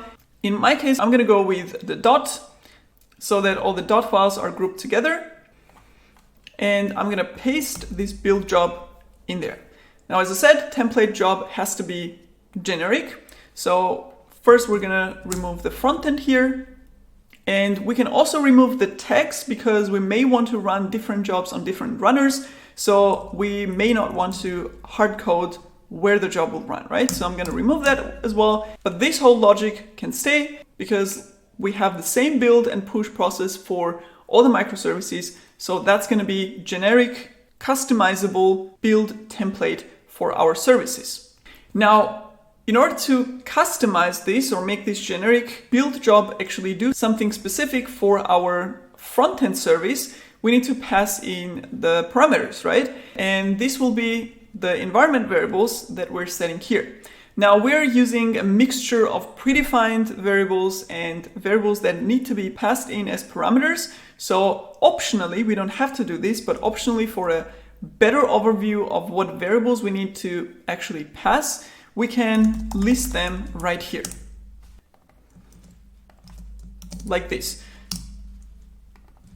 So this way, when we use that job template in one of our project's pipelines, we know which variables are coming from the predefined variables, so we don't have to set them, and we know which ones we need to actually provide as parameters. Because if we don't, the job will fail, right? So you can list them for an overview, or if you want to use some default values in case nothing is passed. But as I said, it will work without, so you don't have to actually define them. In our case, we're gonna leave it empty. And now the question is, how do I include or use this build in my pipeline?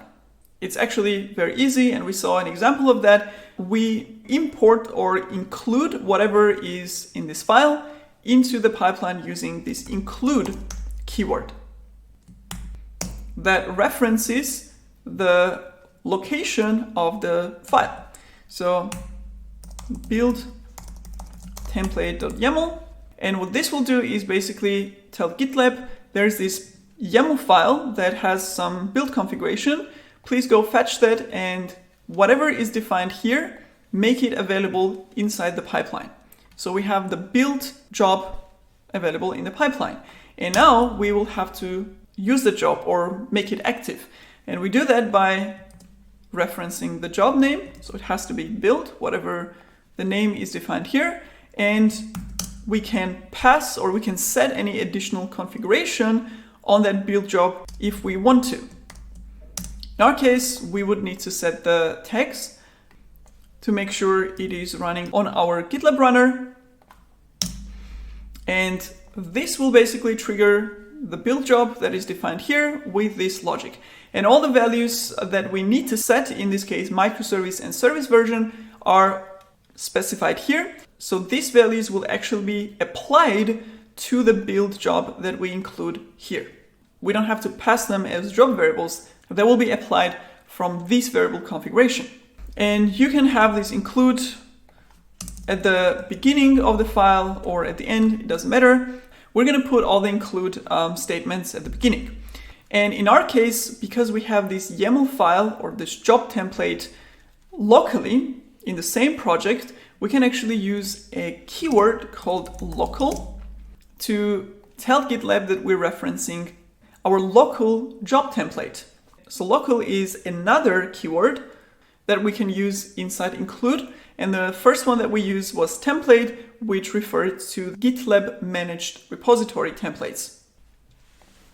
And by the way, this type of splitting your configuration can even be useful if you have a huge pipeline code for one specific project that you want to better organize and split into multiple YAML files. So instead of having one pipeline with 100 lines, you can actually extract some of that into own YAML files in the same repository and include them like this.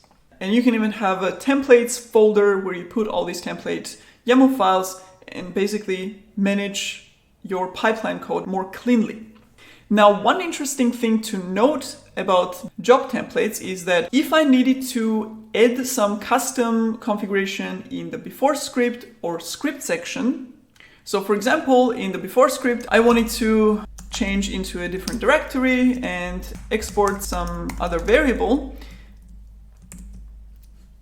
like this. So basically having this kind of logic, but I wanted to pass that additional logic from my specific job implementation, right? So I wanted to do something like this in order to add that custom configuration on top of what's already configured in the job template. So in this case, what this configuration will do is it will actually overwrite with these two lines whatever is defined in the build script. So it's not additive. It's not going to add these two lines in addition to those two lines defined already here. It's actually going to replace them. So you will not have this code available anymore. So if you wanted to do that, or if you needed to do that in some case, then you would actually have to provide the whole configuration in your specific implementation of the job and pass the before script like this, using whatever is defined in the template already, plus your own custom configuration. So that may be an interesting thing to know about this feature. So let's remove that. And since we have the build already extracted, let's go ahead and do the same for deploy job. So I'm gonna grab this whole thing and create another template job for deploy. And let's call it deploy template.yaml. Paste it in here. Again, everything is already generic. So if we had some hard-coded values inside, we would have to parameterize them and make them customizable. But in our case, we already did everything with best practices, so we don't have to change anything. But we will remove the text here as well, because again, we may want to run them on different runner. And the same way, we're gonna include that using include local, referencing the file, and we're gonna make the job name also generic, and we're gonna execute or include the job right here. And there you go. That's how you extract jobs into job templates, by making them generic and reusable, and include them in your pipeline configuration. Awesome. So now let's actually validate that the front-end pipeline still works as before. So we're going to commit those changes and let the pipeline run and deploy our front-end service.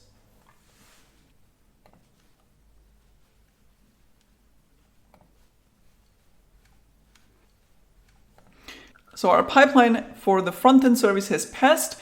Let's now just validate that the front-end service is up and running and everything works as before.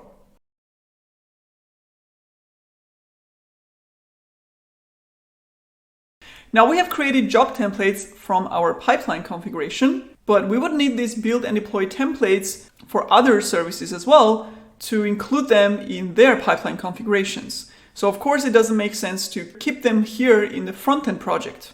So let's create a common project for our services and call it CI templates. And you can create this project outside the group if you want to.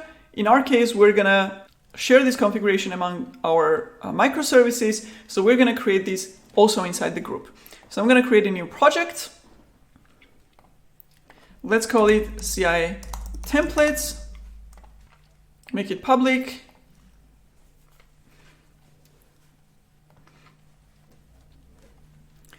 And what we're going to do is basically take those two YAML files and move them here.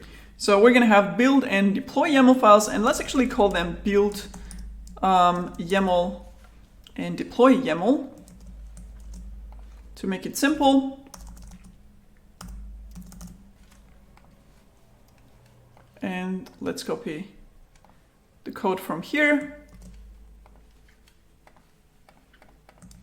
So we're not changing anything, we're just taking that extracted job template and we're putting it into a separate repository. And that's it. Let's commit this. So the CI templates registry is available, and those files can now be referenced by any project inside the group, or basically any project in your GitLab instance if you have permission to use that templates project. And this means we can delete them from here. So let's do that. And now the question is, because we don't have them available locally anymore, how do we reference YAML files or template job files from another repository? And for that, we have another keyword instead of local. So let's actually delete this one. And that is project and file in the project. So now we're telling GitLab that we want to include a YAML file from a project called CI templates, but we also have to specify in which GitLab instance or GitLab group that is. In our case, we have the project inside the group, so we have to specify the group name, which is my microservice -CI/CD. So let's do that, my microservice -CI/CD /CI templates. If you have CI templates project outside a GitLab group, then instead of the group name, you will have to specify your GitLab username, like this. So that's the reference to a project, but we also want to tell GitLab which files from that templates project we want to include, because you may have 100 template files here that all the developer teams in your organization use. So you have to obviously specify which files specifically you want to include in your pipeline. So for that, we have another attribute called file, and this actually can be a list. So we're gonna list these two files here, so build.yaml and deploy.yaml. And another attribute we can use is what's called the ref, and this references either a branch in that project or a specific commit hash or also a tag. In our case, it's the main branch, so we're gonna specify that. And we actually don't need the quotes here, we can remove them. And that's it. This will give us those two job templates that we previously had available locally, and nothing in this configuration will have to change. Now let's again validate that this works by committing and running the pipeline.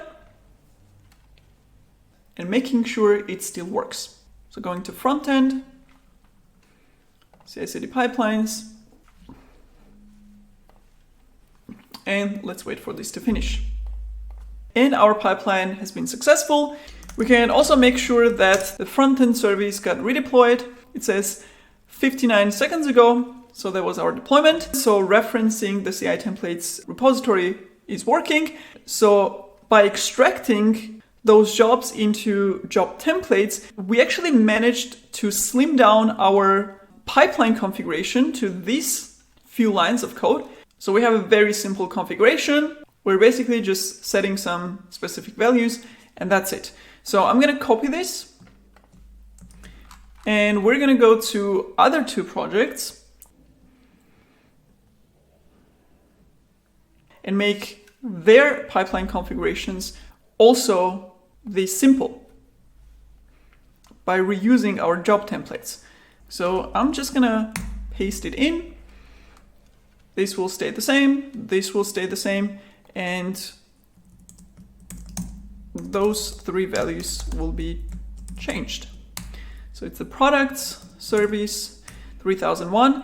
We could actually export those two variables in our CI template because we're not changing them for our services. Let's actually go ahead and do that. We're going to add them in the deploy job like this.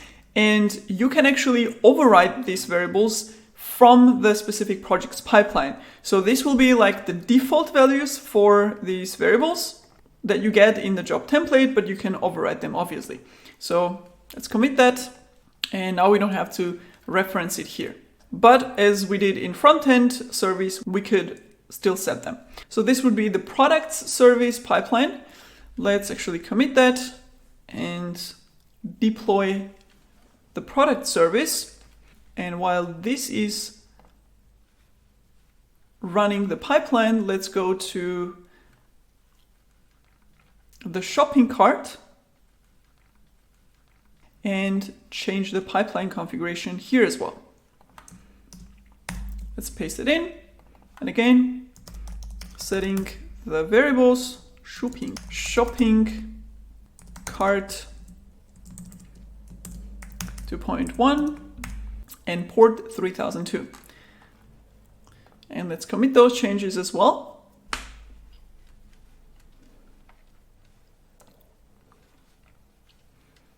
And pipeline in progress. So let's wait for those two pipelines to complete successfully to make sure that our configuration works for all the services. And as you see, both of our pipelines have passed successfully. We have the shopping cart and product services, and we can also validate that here on the host directly. Products has been restarted 5 minutes ago and the shopping cart 29 seconds ago. Awesome. So we have created pipeline configuration for our Polyrepo project using the best practice of extracting the common code, putting them into what's called template library that has multiple job templates, and then referencing them in your pipelines as you need them. And we saw that referencing is done using this include keyword. And if we have local YAML files, we can reference them using the local keyword. If we're referencing a CI templates project from our own GitLab instance in our organization, then we can use this project and file attribute. However, there could be cases where you want to reuse templates or job templates from another organization's GitLab or maybe some public GitLab repository with job templates, in which case you would need to use another keyword, which is remote. And the value of the remote will be any URL that references that YAML file. So something like this, for example, on a GitLab, somebody else's project and their job template. Or this could also be an endpoint of a storage that basically holds your job templates, right? You may be using S3 bucket or some kind of other file storage that holds some GitLab CI/CD pipeline configuration files. So they're not a GitLab project, they're some storage endpoint, which you can also reference using this remote keyword. And as we saw on the very first example of include, you can reference any templates that are managed by GitLab itself using the template keyword. So this is specifically reserved for templates of GitLab. We saw an example of SAST. This could be another example. So in this case, instead of having to reference that GitLab's managed project using the URL, by using the template keyword, GitLab knows that it is referencing that official template repository of GitLab, so you don't have to specify the full path. You just have to specify either a directory inside the project or directly the file in the root folder. And this include example that you see here with multiple types of includes is actually an absolutely valid include syntax, which means you can include YAML files or configuration files and job templates from multiple different sources, different types of sources, and you can basically mix it up, right? So we can have some local reference as well, and you can have multiple references of the same source as well. So you can have mix and combination of these different types of sources for your include files. So let's clean this up.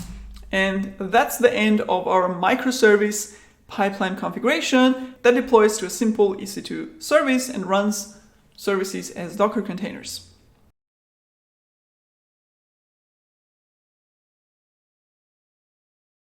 In the previous chapter, we learned about microservices, and I mentioned that microservices architecture has multiple benefits compared to monolith applications, and it has pretty much become the standard today. But we also said that these benefits come with a huge complexity. And one of those complexities or challenges is running the microservices. We just saw deploying the microservices application with Docker Compose example. But in real projects, running and managing large microservices applications with just a simple Docker Compose can be really hard and challenging, especially if you want to scale your services, like run multiple instances of each microservice, or if you end up having hundreds of microservices for your application. You will start having challenges like not knowing when a microservice is down, having to manually restart services and their instances when they fail, or getting unexpected results when one microservice is down or unhealthy, etc. So managing running microservices may become very challenging without a proper mechanism in place. To give you an example of the extent and size of some microservice applications, Netflix, for example, has hundreds of microservices and hundreds of thousands of instances for these services. So if any of those instances is down, how would they know? They would need to have some kind of a system to monitor all of these microservices and the instances running in a deployment environment. Amazon, Google, they have even more microservices. So how to manage running such complex microservices applications? Well, here as well, there are tools to solve these challenges. And that's where the container orchestration tools come in to provide features to handle exactly those challenges of running microservice applications. With container orchestration tools, you can flexibly scale up and down the instances. For example, if the application is under heavy load or heavily used during the weekend, you can schedule 100,000 more instances during the weekend and remove them or kill them all by Monday. And all of this will be an easy process with a container orchestrator with no effect on the overall application. You can even automate scaling up and down during certain times, which can be super efficient when you have to manage hundreds of thousands of instances. And even if a microservice is down or it fails because of an error or something, the orchestration engine can automatically restart it. Again, you don't have to detect which instances are down and restart them. It all happens automatically. And there are many other benefits as well that such orchestration tools provide when running microservices applications. And one of the most popular container orchestration tools today is Kubernetes, which means when you're working with microservices, you will most probably also be working with Kubernetes. So when building CI/CD pipelines for your services, you would need to know how to deploy your microservices application to a Kubernetes cluster. That's why in this final part of the course, we're going to use Kubernetes as a deployment environment for our microservice application. Now, we're not going to go into details of Kubernetes and how Kubernetes works because that's outside the scope of this course. I have separate videos and separate courses about Kubernetes because it's its own huge topic. What we will focus on is how to deploy from GitLab CI/CD pipeline to an already running Kubernetes cluster. But I have to mention here that you do need some basic prerequisite knowledge of Kubernetes in order to be able to follow this. You need to know some basics like what a service or deployment is or what a Kubernetes manifest file is, etc. And if you don't have those basics yet, I suggest you watch my Kubernetes prerequisite 1-hour crash course, which is linked in this video. The course will give you all the basics you need in order to follow this specific demo. So in this part, we're going to see how to take our microservices application and deploy it to the Kubernetes cluster. For that, of course, we will need a Kubernetes cluster, so we will create one. Once we have the cluster, we will create a dedicated user in Kubernetes for GitLab, so GitLab can connect to Kubernetes and deploy applications inside. And finally, we're going to configure our microservices pipelines to deploy the service to Kubernetes cluster by creating deployment and service components for the microservice. So let's get started. So first we will create a managed Kubernetes cluster on Linode platform. I chose this because it's easy and takes just a few minutes to have a Kubernetes cluster up and running in a somewhat production-like environment, but you're welcome to create Kubernetes cluster anywhere else you want, or even use a local Kubernetes cluster with Minikube or some similar tool.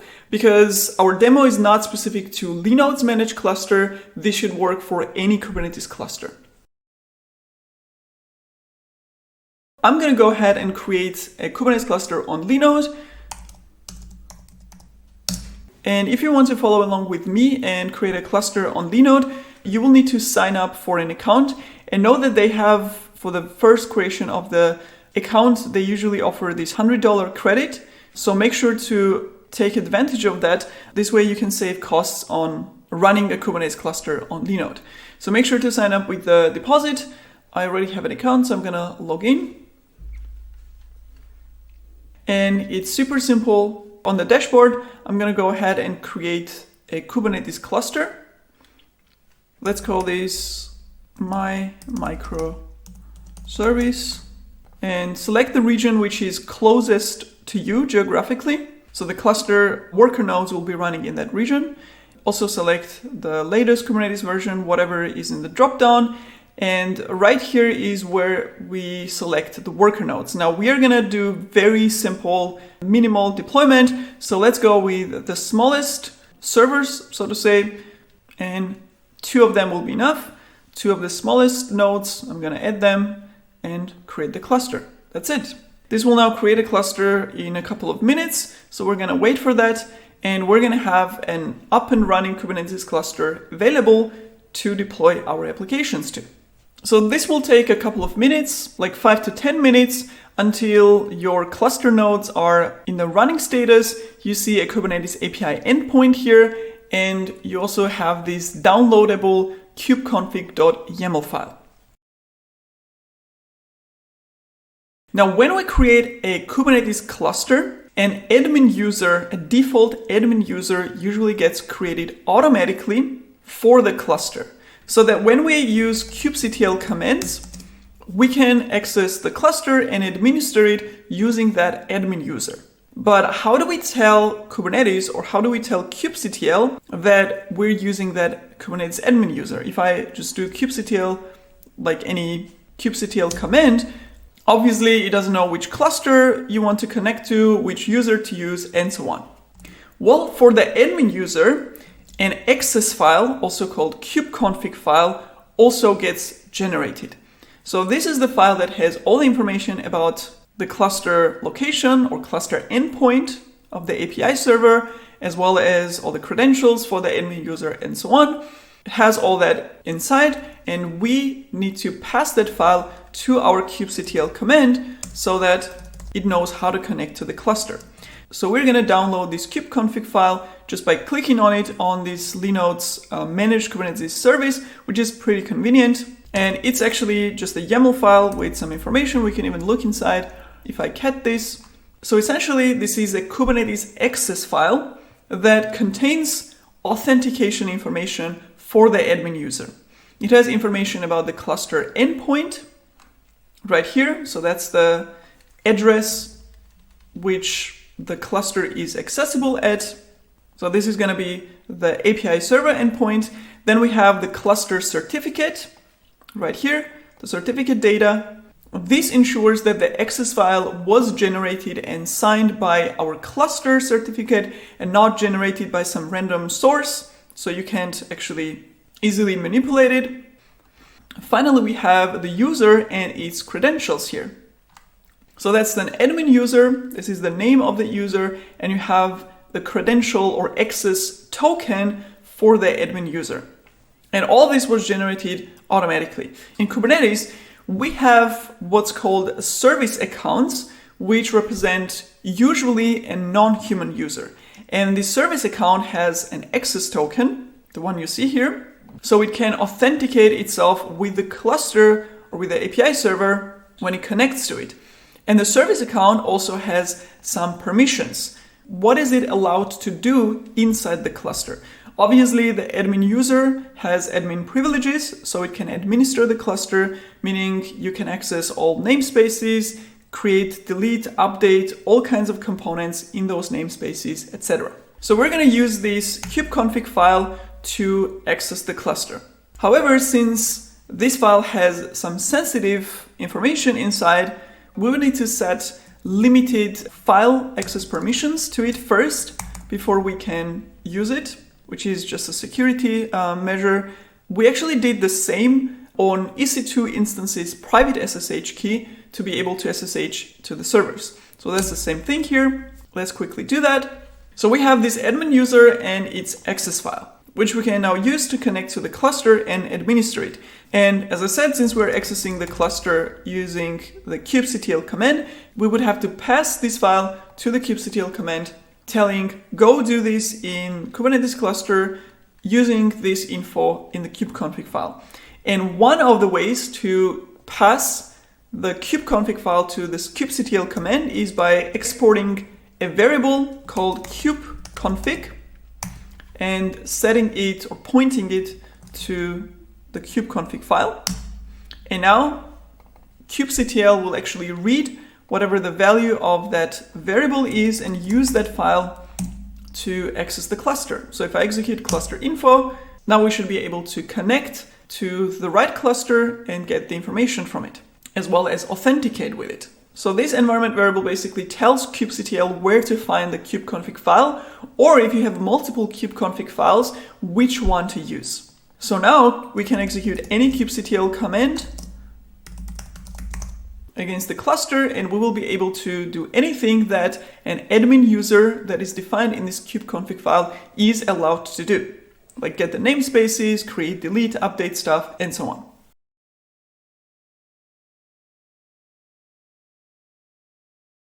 Now, kubectl is a command line tool, right, that you install on a server, on a local machine, whatever.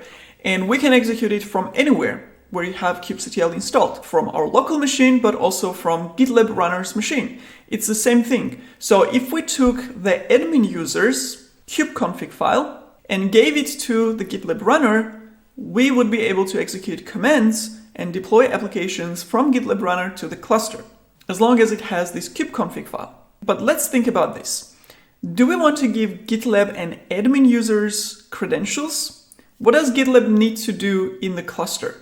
It needs to create a deployment and service resources in a specific namespace, right? Maybe also create config map and secret for the application that is deploying. But that's it. It surely doesn't need to administer anything in the cluster or have access to the system namespace like the kube system, for example. And the security best practice is you should always give each user only the privileges it needs and not more. Because if someone hacked into your GitLab, they would have full access of your cluster and they will be able to do a lot of damage with it. So we're going to do this according to Kubernetes security best practices for CI/CD pipelines and create a dedicated service account for GitLab and give that service account only those permissions that it needs to do its job. We will then generate the kubeconfig file for that service account and give GitLab that kubeconfig file to execute kubectl commands with it. And it's actually easier than it sounds. So Kubernetes administrator will have its admin user and GitLab will have its GitLab user. So as an admin, let's create a GitLab user with needed permissions. And in our case, we're going to be deploying our applications in a dedicated namespace. Let's call it my microservice. So we're going to give GitLab permissions to that namespace. So first, let's create the namespace itself using the simple create namespace command. And let's call it my microservice. And now if I do get namespaces, we have that namespace right there.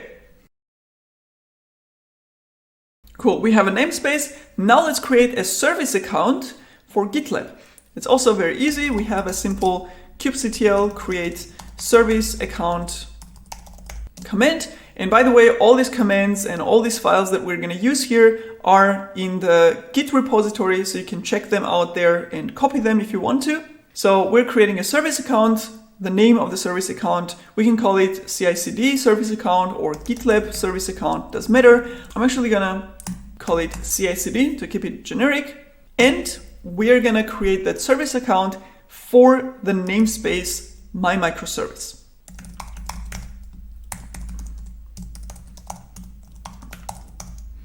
Like this. Let's wait a little. There you go. We have service account called CI/CD SA. Now this service account needs some permissions, right? It needs to be able to deploy, create some stuff inside the my microservice namespace in order to deploy our microservice applications.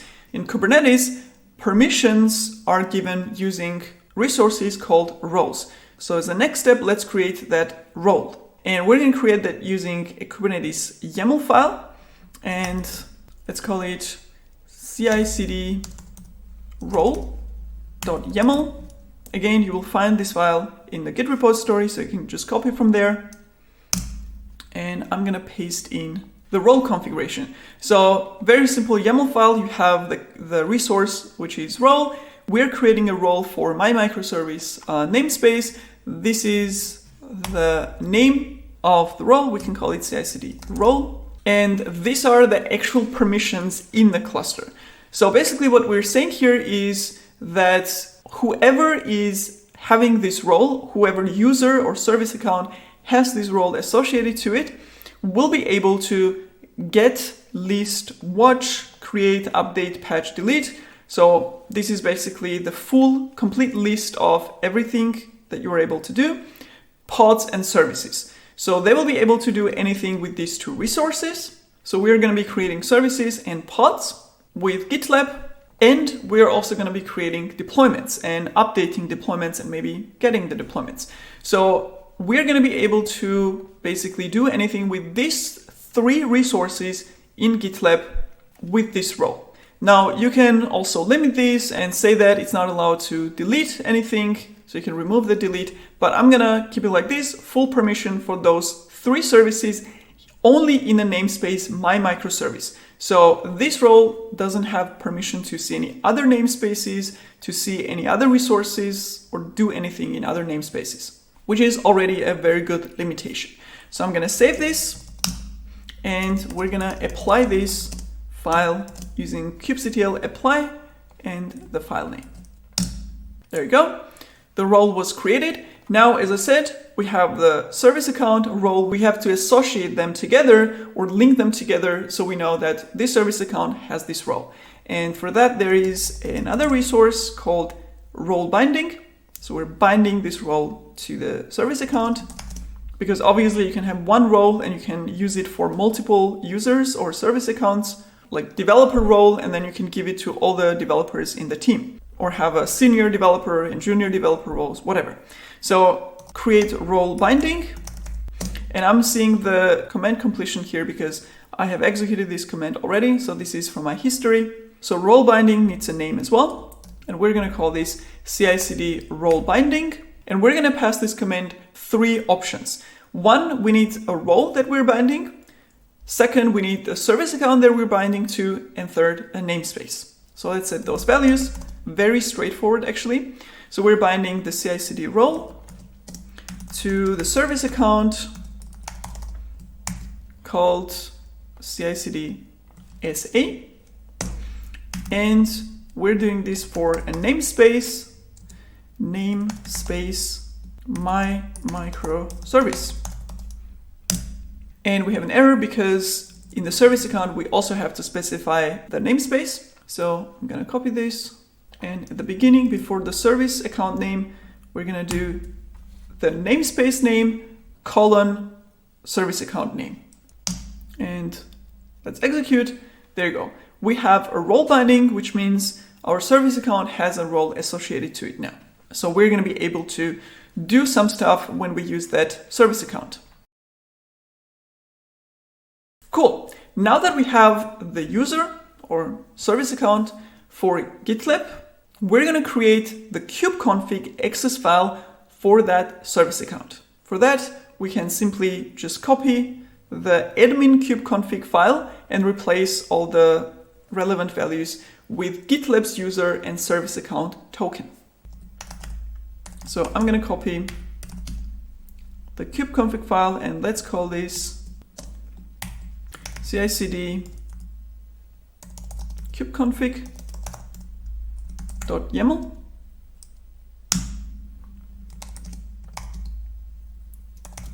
And we're going to need to replace some values. And let's see what we would need to replace. So basically the cluster information will stay the same because we're connecting to the same cluster with the same name and the same cluster certificate. The part that we will replace is the users because we have a new user with a different token, and we're going to update this here as well. Now the question is, how do we get the token, this access token of our CI/CD service account user? Very easy. Let's do get service account in the my microservice namespace, and this is our CI/CD service account. So what happens is whenever we create a service account in a cluster, an associated secret resource gets created, and the secret holds the token. So the service account resource itself doesn't have the token, the access token directly, because it's a secret. So it's saved separately in a secret component, and it's just referenced inside. And we can see that actually if I do get service account CI/CD SA, and if we get a full YAML output right here, it doesn't have the token directly inside, it just references the secret that has a token. So we're going to grab that, and we're going to do get secret with this name inside my microservice namespace and get a full YAML. Because secrets are actually not encrypted by default in Kubernetes, we're going to see this base64 encoded value. That's our token. So that's the secret token or access token of the CI/CD user. So I'm going to copy that and basically decode it. So do echo, paste in the whole token, and we're going to pipe that through base64 decode command. And there you go. So starting from here to the percentage sign, you can copy this whole thing, and that's our token. And now we can go into kubeconfig YAML file. The clusters section stays the same as I said. We're going to change the token part. So what I'm going to do is I'm going to delete this whole line, the token, and create it again like this and paste the value that I have. So we have a new token. Let's change the name to CI/CD. This is the name that you can define yourself. It doesn't have to be the service account name. This is just the name that you use as a reference inside your kubeconfig file. So we can call this whatever, it doesn't matter. Let's keep the index and just add CI/CD. So the user details are updated. Now let's go to the contexts and update the user here as well. So user and CI/CD instead. So that's it. This will give us a kubeconfig file for a CI/CD service account. So I'm gonna save this. Let's actually overwrite this, and there you go. So we have a kubeconfig file for our CI/CD service account with the right token. Now we can actually test that the user's access works in the cluster and it has the right permissions, and it's not allowed to do things that we didn't give it permission to do. And to test that, right now our kubeconfig environment variable points to the admin user's kubeconfig. We can override that and we can point it to CI/CD kubeconfig instead. Very easy. And now if I do get namespace, for example, I should not be able to do that because I don't have a permission to do it, forbidden. However, if I do get pod, for example, in my microservice namespace, I should be able to do it. We don't have pods inside, so we get no resources found, but the command works. We can also do kubectl get service, and there you go. So it gives us forbidden if you're not allowed to execute a command, and it gives us a response if we are allowed to do that. Let's also try to, for example, get pods from another namespace like kube system, for example. And here we should get forbidden again because we're not allowed to do that. Awesome. So the kubeconfig file works, the permissions are set correctly, and we have a GitLab user. And we have a CI/CD user configuration inside our cluster. Now we can just take that kubeconfig file and make it available for our pipelines in GitLab, and we're going to be able to execute kubectl commands in those pipelines. And this is going to be a file that all the services will need because we're going to execute the same kubectl apply command for all the services. So we're going to create a shared variable in the CI/CD settings, and as an alternative to SSH private key, we're gonna create here a Kubernetes deployment file. Let's call this kubeconfig or kube_config, and this is gonna be a file, and we can basically just take the contents and paste it inside. So I'm gonna take all of this, copy, and there you go. Make sure the indentations and everything is correct, so I don't have any weird indentations here. And let's add the variable. Cool. So we have our kubeconfig file available for all our pipelines. Now let's configure our pipelines.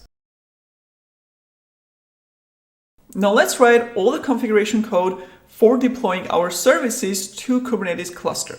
And let's see all the things that we need to do for that. First, we will need Kubernetes manifest files for deployment and service components for each microservice. We will also need a Docker registry secret inside Kubernetes so that Kubernetes can fetch the images inside the cluster because they're in a private registry, so we need explicit access. We will also need kubectl tool installed on the GitLab runner to actually deploy Kubernetes manifests. And finally, we will need to change deploy job from Docker Compose to Kubernetes deployment. So let's do all of that. So first I'm going to go to one of the services. Let's start with frontend. And here inside the project, we're going to create deployment and service configuration files for Kubernetes. And we're going to create them inside a folder called Kubernetes. So we have it a little bit organized. So let's do Kubernetes directory. And inside that, we're going to create deployment, YAML, and service YAML. You can also create one file and have both of them inside. I'm going to actually split it and have deployment and services separately. So deployment file contents will be very simple, basic configuration of a deployment. Let's see what we have inside. We have the deployment kind. The name of the deployment will be frontend, which is the microservice name. The namespace of the deployment will be my microservice with one replica and the port 3000. And we have this image attribute here, which we are going to make configurable because we are building the image inside the pipeline and we always increment the version. So at least the image version should be dynamically set, so we can't hard code it in here. But in fact, we're going to make this whole thing generic so we can directly copy and paste the manifest files for each service. Plus we're repeating some values here, so we're going to make all of these configurable. So instead of hard-coded values, we're going to use placeholders with variables inside. So we're going to have the microservice name and let's substitute it everywhere. Let's also have a service port. Instead of hard-coded value, we can also parameterize the replicas. Basically anything you want to make configurable, you can parameterize. You can even set the namespace dynamically. And we can parameterize the image name and image tag individually. So this will give us more generic file and we can literally just copy and paste this for all the services without any adjustment. So let's create this one. And when we commit this, this will actually trigger the pipeline, which we don't want. So we can cancel the pipeline immediately. There you go.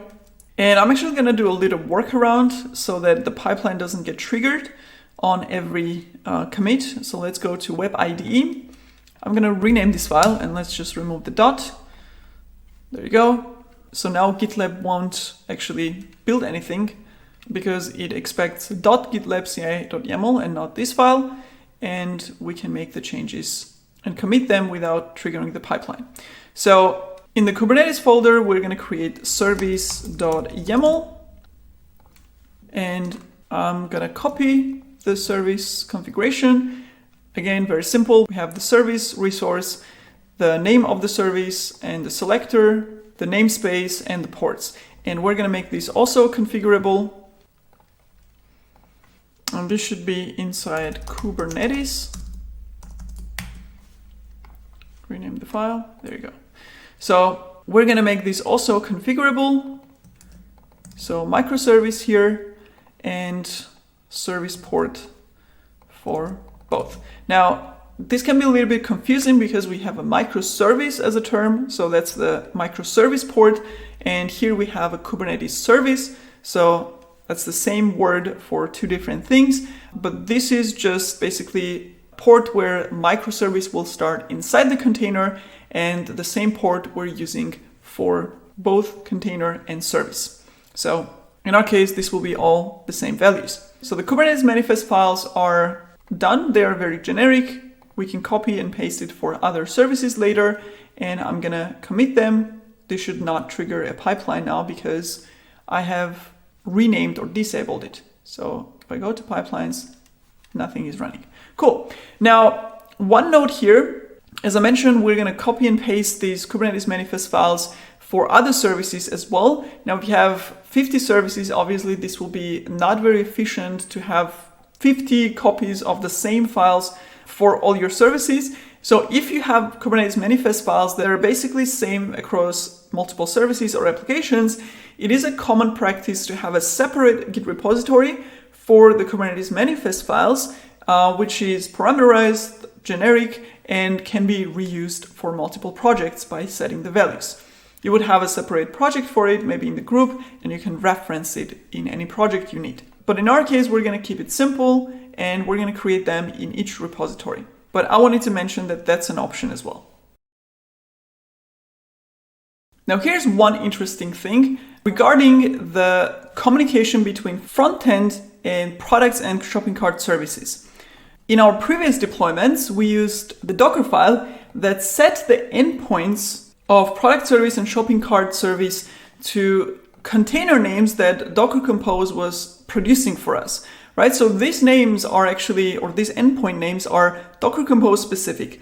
Now, since we're creating services or Kubernetes services for our microservice deployments, we would need to actually change these values to point to the Kubernetes service name instead. So in the Kubernetes service.yaml, for each microservice, like front-end, product service, whatever, we are calling the service whatever the microservice name is, right? So frontend will have a service called frontend, products will have a Kubernetes service called products, and so on. That is going to be the endpoint name inside Kubernetes for those services. So we're going to have to change those as well. So instead of products underscore app underscore one, whatever, the endpoint name is going to be Kubernetes service name. Because again, if you have watched the prerequisite video of Kubernetes Crash Course, you actually learn there that Kubernetes services are components which let different applications inside communicate with each other, and they can talk to each other using those service names. So we're going to change those two here, products and shopping cart. So those are going to be endpoint names inside Kubernetes. So we're going to make those changes as well. Now, I want to mention here that generally when you have different endpoint configurations and you need to connect to a database or some other service, you usually have this configuration externally, not baked into your Docker file, but either in Docker Compose configuration or Kubernetes manifest file configuration. So usually you would set those values from outside, so you don't have to go back and change your Docker file every time something changes here. We're doing this in this case because of the demo specifics and because we just have two environment variables that we are setting only in frontend. But just to note here that very often you would have this kind of configuration set from outside, or you can have a combination of both, like having them in Docker file and then you can override it basically in a Kubernetes deployment file, for example, by passing in those environment variables on the pod configuration. So just wanted to mention that as well. Great, so now let's actually get to the pipeline logic of deploying the service to Kubernetes cluster, which in our case means that in the deploy step, we'll simply update the logic that now deploys to EC2 instance and adjust it to deploy to Kubernetes cluster instead. In fact, the good thing here is that since we already have this deploy logic extracted in its own CI templates repository, we won't have to update this 3 times in each pipeline. We're going to have to adjust this only once, and then basically just change the reference to it. So I'm going to go to the CI templates repository, the deploy YAML, and what I'm going to do is actually leave this deploy logic. So we're not going to delete this. We're simply going to rename it. Let's do edit. So I'm going to call this deploy compose or Docker compose. Let's call it deploy compose. So we keep that logic inside if you would need that later or in some other project. And we're going to create a new one. And we're going to call this deploy kubernetes.yaml. And we're going to add the logic of deploying to Kubernetes right here. And the logic for deploying to Kubernetes will actually be simpler than to Docker Compose because we just have kubectl apply commands and we just need a couple of environment variables that we need to set before. So let's go and do that. We have the deploy job, the stage deploy, which we can override if we want to in the implementing job. And in the before script, this is where we're going to set all the environment variables that we need before executing the actual kubectl apply commands. So there are a couple of things we're going to need. First of all, we're going to need values for all those placeholders that we set in deployment and service files, right? So microservice, image name, image tag, service port, all these values need to be set. So let's go ahead and do that. And I'm actually going to copy this from the previous deploy jobs that we had, setting the image name. This is the same thing, same logic. We have the image tag or the service version. We have the microservice, service port. We also made replicas configurable, so we're going to have that as well. And finally, we need to set the kubeconfig environment variable to point to the correct kubeconfig file. So we're going to export kubeconfig, and the kubeconfig file for GitLab is in the variable that we created, in the file variable, and we can reference this simply using the variable name, which we called kubeconfig, I believe. Let's actually make sure to check that. kubeconfig, right? And this will actually reference this kubeconfig file that we created. And it will set the kubeconfig environment variable to this value. So kubectl command will know which kubeconfig file to use to connect and authenticate with Kubernetes cluster. So these are all the variables that we need. And now we have the actual script section in which we are going to apply the deployment and service files. Now, just to understand the process of execution, so this job, deploy job, will be executed in front end and other services. So let's say inside the front end, this will be executed from the root, right? That's where we have the pipeline configuration. So we're going to write this logic in the CI templates, a different repository, with the thought that it's going to be executed inside the front end and other services when we reference it, right? And that's the pipeline code. So deploy job will be basically made available here. So in order to apply the files, the manifest files inside Kubernetes, we're going to reference them using the Kubernetes/deployment and Kubernetes/service YAML, right? So even though we don't have this inside the CI templates, these are actually the file locations that are relevant inside the front end and other services from where we will execute this job. So this will actually deploy or create those resources inside the cluster using the kubeconfig file that we provide here. Now, the problem here is that even though we are exporting and setting these environment variables, this will not be enough to substitute them as values inside the deployment and service files. So this will not be substituted by the environment variables. We will need to use a tool, a specific tool, in order to make this happen. And that tool is called envsubst, or environment substitution. So we're going to have to use this command to explicitly replace any values that are parameterized inside those YAML files with the matching environment variable values. So microservice here will be substituted with the value of the microservice environment variable set here. So we're going to use that command to make this happen.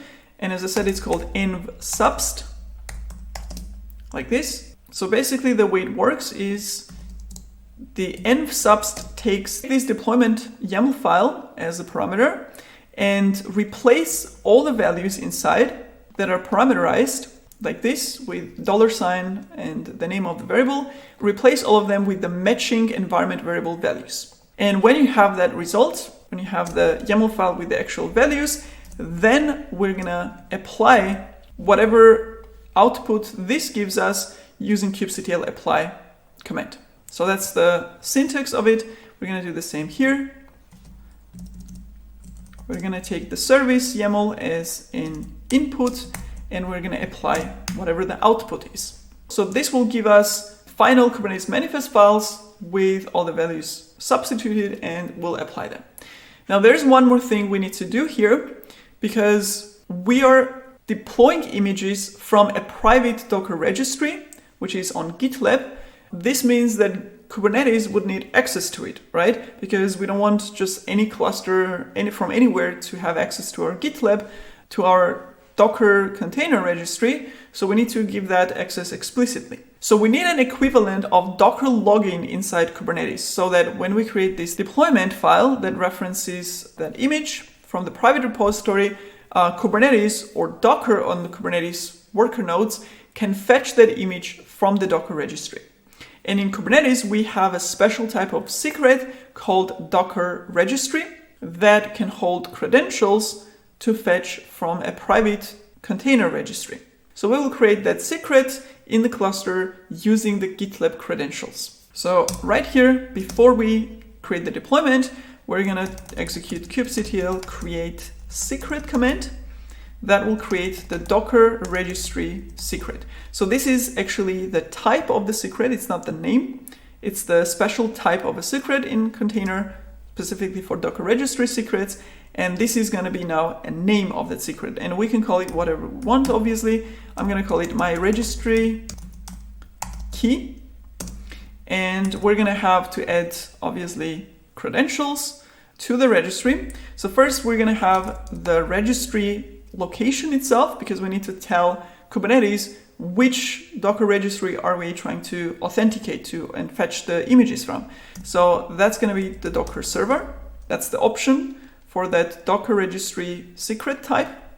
And this is going to be the CI registry predefined environment variable value. So that's basically the name of the GitLab's registry instance generally. Then we have Docker username. So we have the Docker server, which is the value of CI registry. And in our pipelines, we actually used the predefined variables for registry user and registry password. However, we can't use them in this case. And the reason is that if you remember, I mentioned that the user and password variables for the registry that we get available inside the pipeline are only valid as long as the job is running, right? So once the job is completed, those values are not usable anymore to access the container registry. So we can't use those values in Kubernetes because once the job is done, Kubernetes should be able to fetch those images. So we need something more persistent. And we have two options here. Now, if I go to any project that doesn't have images in the container registry, and let's take the CI templates because that one doesn't have any images. So on the empty container registry view, you actually have some information about how to access and authenticate with the registry. One option is to use your GitLab username and password in order to access the registry and authenticate with it. Or if you don't want to use the GitLab password, your account password basically, or you have a two-factor authentication enabled, you can create a personal access token and use that instead as a password. So that will be something a little bit more secure than using your username and password. What we're going to do is, again, for simplicity, let's actually use the GitLab username and password so Kubernetes can access the container registry. Now you have to note here that this is actually your GitLab account's username and password. So this has access to the projects and everything, not just the container registry. So we're going to use the GitLab username and password. And of course, because these are credentials, we're going to create them as secret variables as well. So in the CI/CD settings of the group, we're going to create two more variables. And let's call this GitLab user and basically just paste in the value. And we can actually mask this variable because it doesn't have new lines or any special characters like our secret file variables had. So we can actually mask it. And let's update and let's create another one for GitLab password. And this is going to be masked value as well. And I'm just going to copy my password, and I have my GitLab password and GitLab user secret values, which I can now reference in my pipeline. So the Docker username will be GitLab user, and then we have Docker password for the registry password, and we're going to reference GitLab password for that. Now, since we're using create command here instead of apply, the issue with create command is that if we try to create a resource that already exists with the same name, we'll get an error. And that's the disadvantage of using what's called imperative commands like create, update, delete, compared to declarative commands such as apply.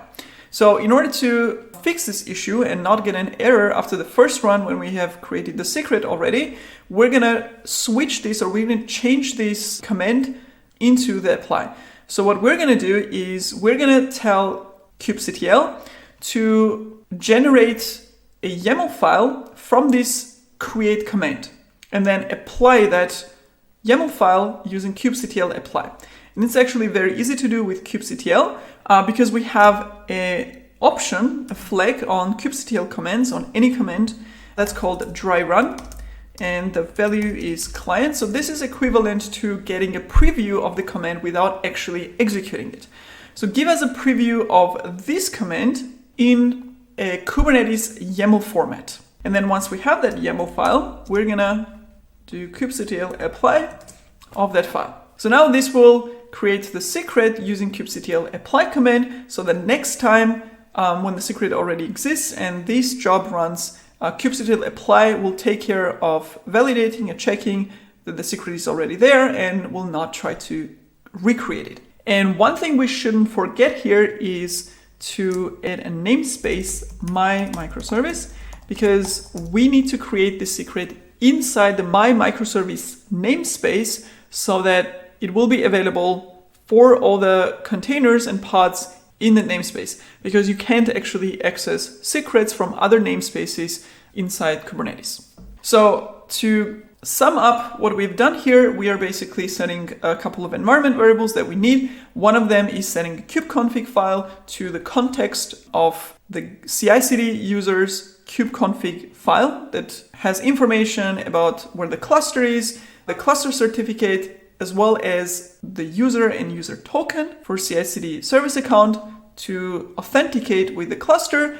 And with that information, kubectl can now create a secret for Docker registry and create a deployment and service files that will basically pull the image from the registry, create pods and respective service for it. So that's our deploy Kubernetes logic. Now there's one thing that we need to update in the deployment file in order to use the secret that we are creating here to tell Kubernetes from where to pull the image that is specified in the deployment file. So that is going to be a quick adjustment here in the deployment file. We're going to add an attribute inside the specification of the pod. So on the same level as containers, we're going to add what's called image pull secrets, and name will be a name of the secret that holds the information about the Docker registry. And that's the name of the secret that we have here. That's it. So obviously you can have multiple applications inside your Kubernetes cluster that are coming from different container registries. So for each one, you can actually specify own registry pull secrets, right?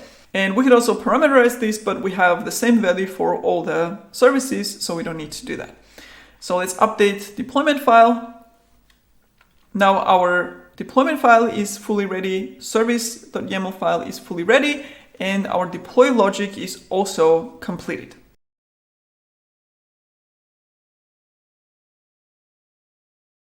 As a next step, before we actually execute the pipelines, we need to install kubectl on the GitLab runner, which will execute this job, which is logical because the GitLab runner will be running kubectl command. So kubectl command should be available on the runner.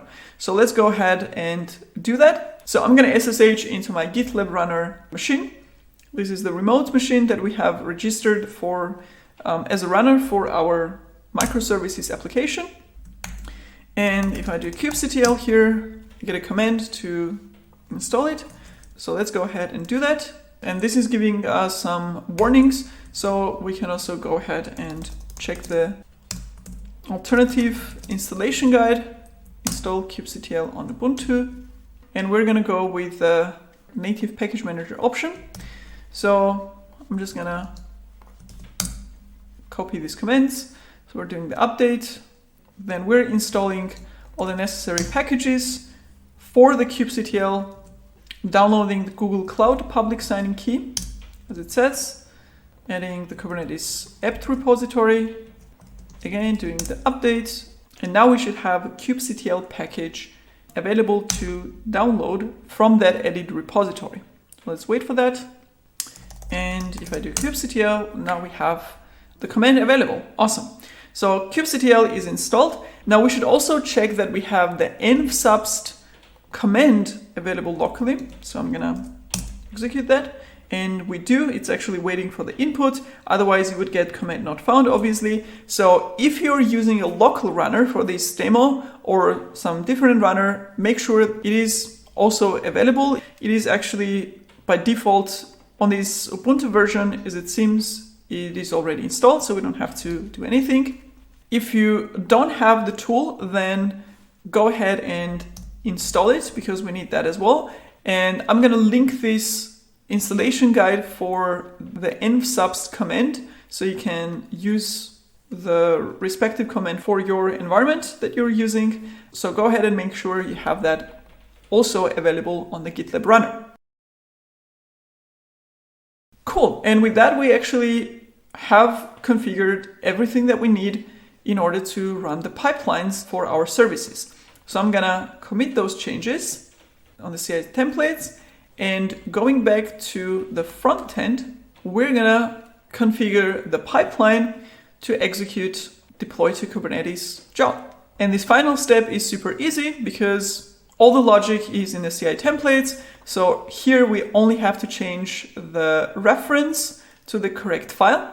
And we call this one deploy Kubernetes. So that's what we're referencing here instead of deploy. This will make the deploy job available inside that we're referencing right here. And now we have to simply provide all the needed environment variables, and that's it. So we don't need the server, host, and endpoint anymore because we're not SSHing into an EC2 server to deploy to it. We're connecting directly to Kubernetes. Now let's make sure that all the environment variables are being set. So these ones, basically, the ones on the right side, are taken from the environment variables available inside the pipeline. So this is a predefined variable. Microservice, we have that already. Service version, again, we have that as well. Microservice, service port, there you go. Replicas, let's specify that one. And let's say we are gonna run 2 replicas of this front end. Kubeconfig is coming from the global variable, and let's see, all of these are already available, and there you go. Our pipeline for front-end service is completed as well, and we can rename it back to gitlab.gitlabci.yaml. So when I commit this now, GitLab will start a pipeline, and hopefully this will deploy front-end service to our Kubernetes cluster. So commit the changes and wait for the result. And let's wait for the result of pipeline execution. And our pipeline actually failed in the deploy phase, and let's see why. I'm gonna jump into the logs.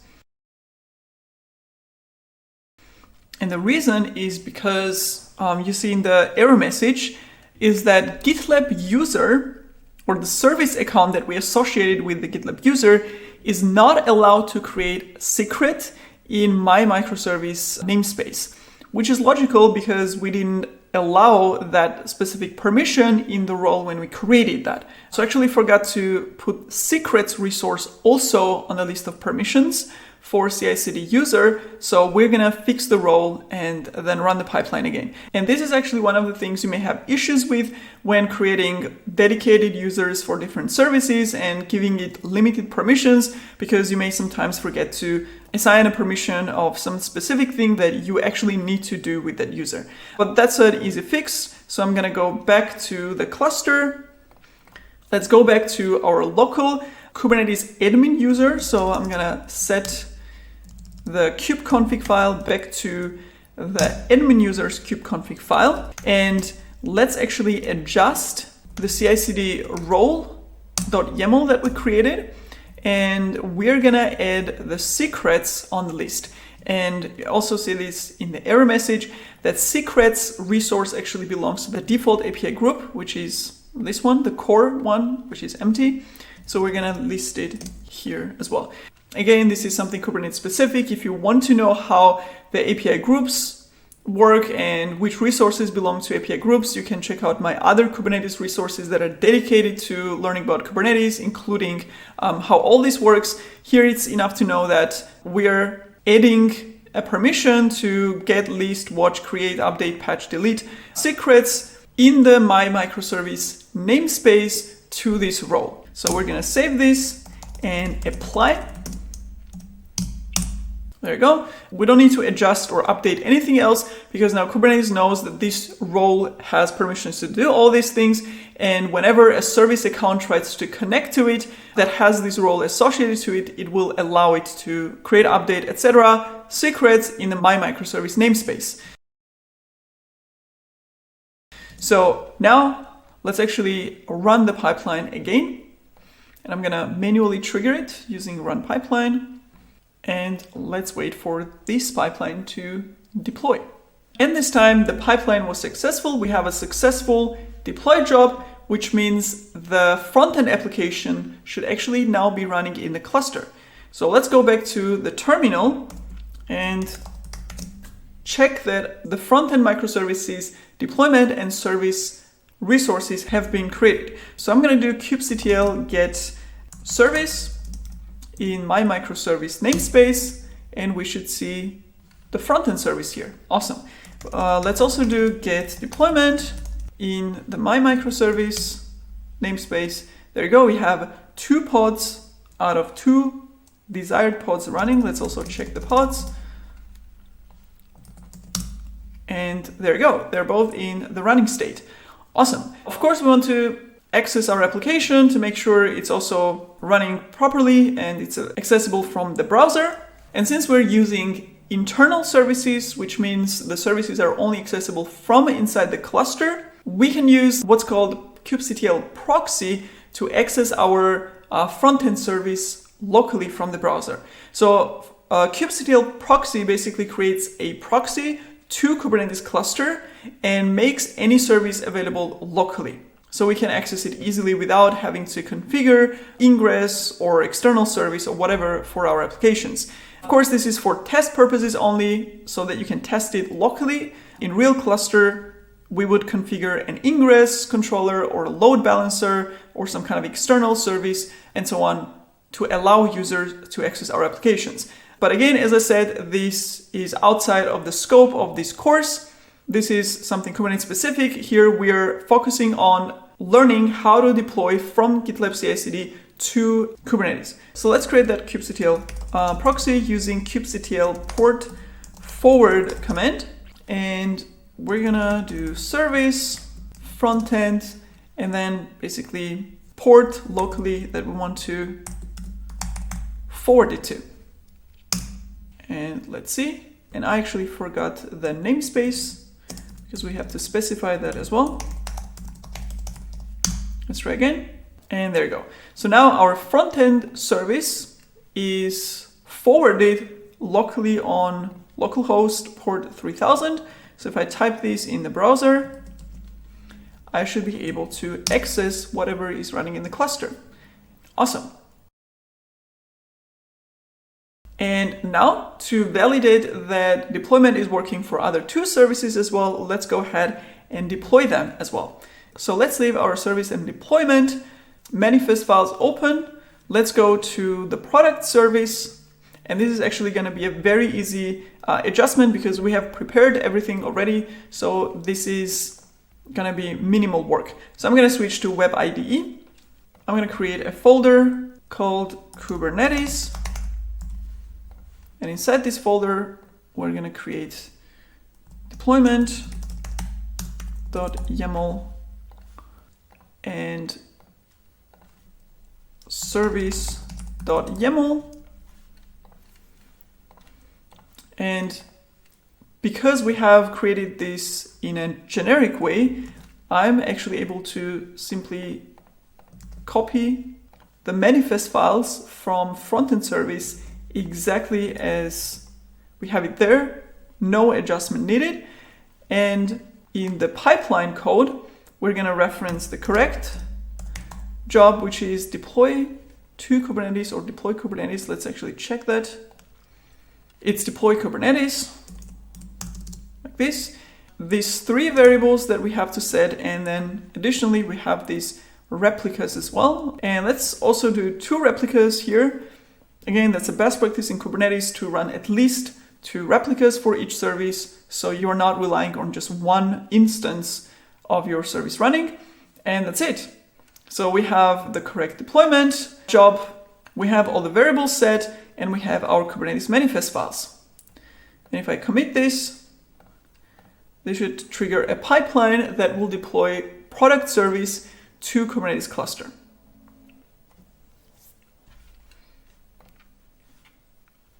Our products pipeline was also successful, which means we should have a deployment and service resources for this microservice as well in the cluster. Let's go ahead and check that. Let's actually leave this terminal running the port forward command. I'm gonna open a new one. And since this is a new terminal session, we have to set the kubeconfig here as well. So let's go ahead and do that to the admin users kubeconfig. And now if I do kubectl get service in my microservice namespace, we should see product service was also created. Let's check the deployment as well. There you go. Both pods are running and they're in a running status. Now this means if we access our front end locally, let's actually make this a little bigger. And if I click on view, I should get response back from the product service. And now let's do the same for the shopping cart, and it is working. If I click on shopping cart view, nothing is returning because we still need to deploy that. And we would see some connection issues here because frontend cannot find. However, if I check the pods, even though we kind of broke the application, Kubernetes automatically restarted the pod and now it's up and running again. And you see one restarts right here. And also note that we have 2 instances of each service, which we just configured by setting replica 2. And that was it. We don't have to manage any kind of load balancing or which front-end pod gets the request coming from the browser and which of the product pods it's gonna communicate to and so on. All of that is done and handled by Kubernetes. We can scale this up to 10 instances just by setting a replica, and we will have no application configuration efforts on that, which is amazing. So our pods are up and running. If I refresh, we see the front-end application. If we had done the same with Docker Compose deployment, meaning clicking the view of a backend that doesn't exist yet or isn't deployed yet, the application would crash and you would have to manually restart the front-end service. So that's one of the advantages of using container orchestration tools. So as a final step, let's repeat the same process for shopping cart so we can complete our demo and make sure it works as well. So again, going back to Web IDE view, we're going to create Kubernetes folder, and inside we're going to create deployment,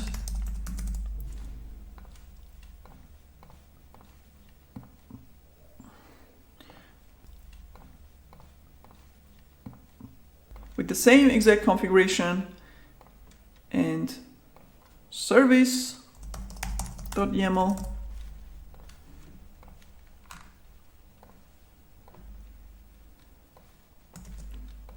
Like this, and also adjust the pipeline configuration, deploy Kubernetes file that we're referencing here, and we can set this to 4 replicas. Let's say the shopping cart service is getting a lot of heavy load, so we want to distribute the load over 4 replicas, and that's it. Let's commit this, run the pipeline, and make sure everything works in the application. And finally, we have our shopping cart pipeline completed. And if I go back to the front-end application and click on View Shopping Cart, there you go. We get a response back from both of the services. And obviously, we have them running as well in the cluster as 4 replicas that we started.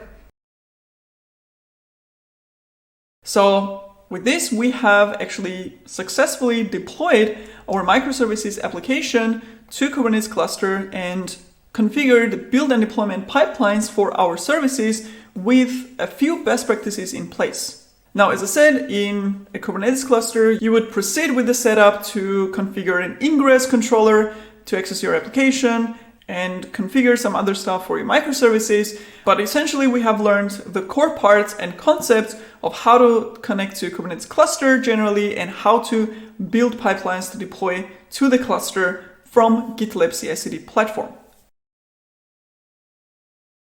Now, I'm going to mention here to make sure you clean up and delete all your services running on these cloud providers. We have a GitLab runner that is running on an EC2 instance.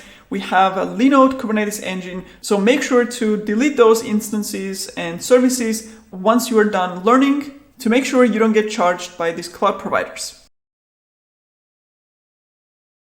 Awesome, we have completed our course. We have done a couple of demos where you learned real life examples and configurations of CI/CD pipelines for monolith as well as microservice applications, deploying to Docker Compose as well as Kubernetes environments, and so on. These were a lot of concepts, a lot of best practices, a lot of industry insights on how these things work. So congratulations for getting to the end of the course and working through the demos with me. We put a lot of effort in making this course as efficient as possible, making all the concepts really easy to understand and all the demos easy to follow, as well as structure the course in a way that it stays engaging and interesting till the end. So I really hope you enjoyed the whole experience. And what's more important, I hope that all the knowledge that you gained here from this course, you will be able to implement it successfully at your work projects, at your own hobby projects, whatever projects you're working on, where you need to use GitLab CI/CD and build pipelines for your applications there. With that, thank you for being one of the students of our course. And if you did like it and it was useful for you, I would really appreciate you giving us an honest feedback on the course or any improvement ideas that you have, so that we can make this course and the future courses even better. Thank you and take care.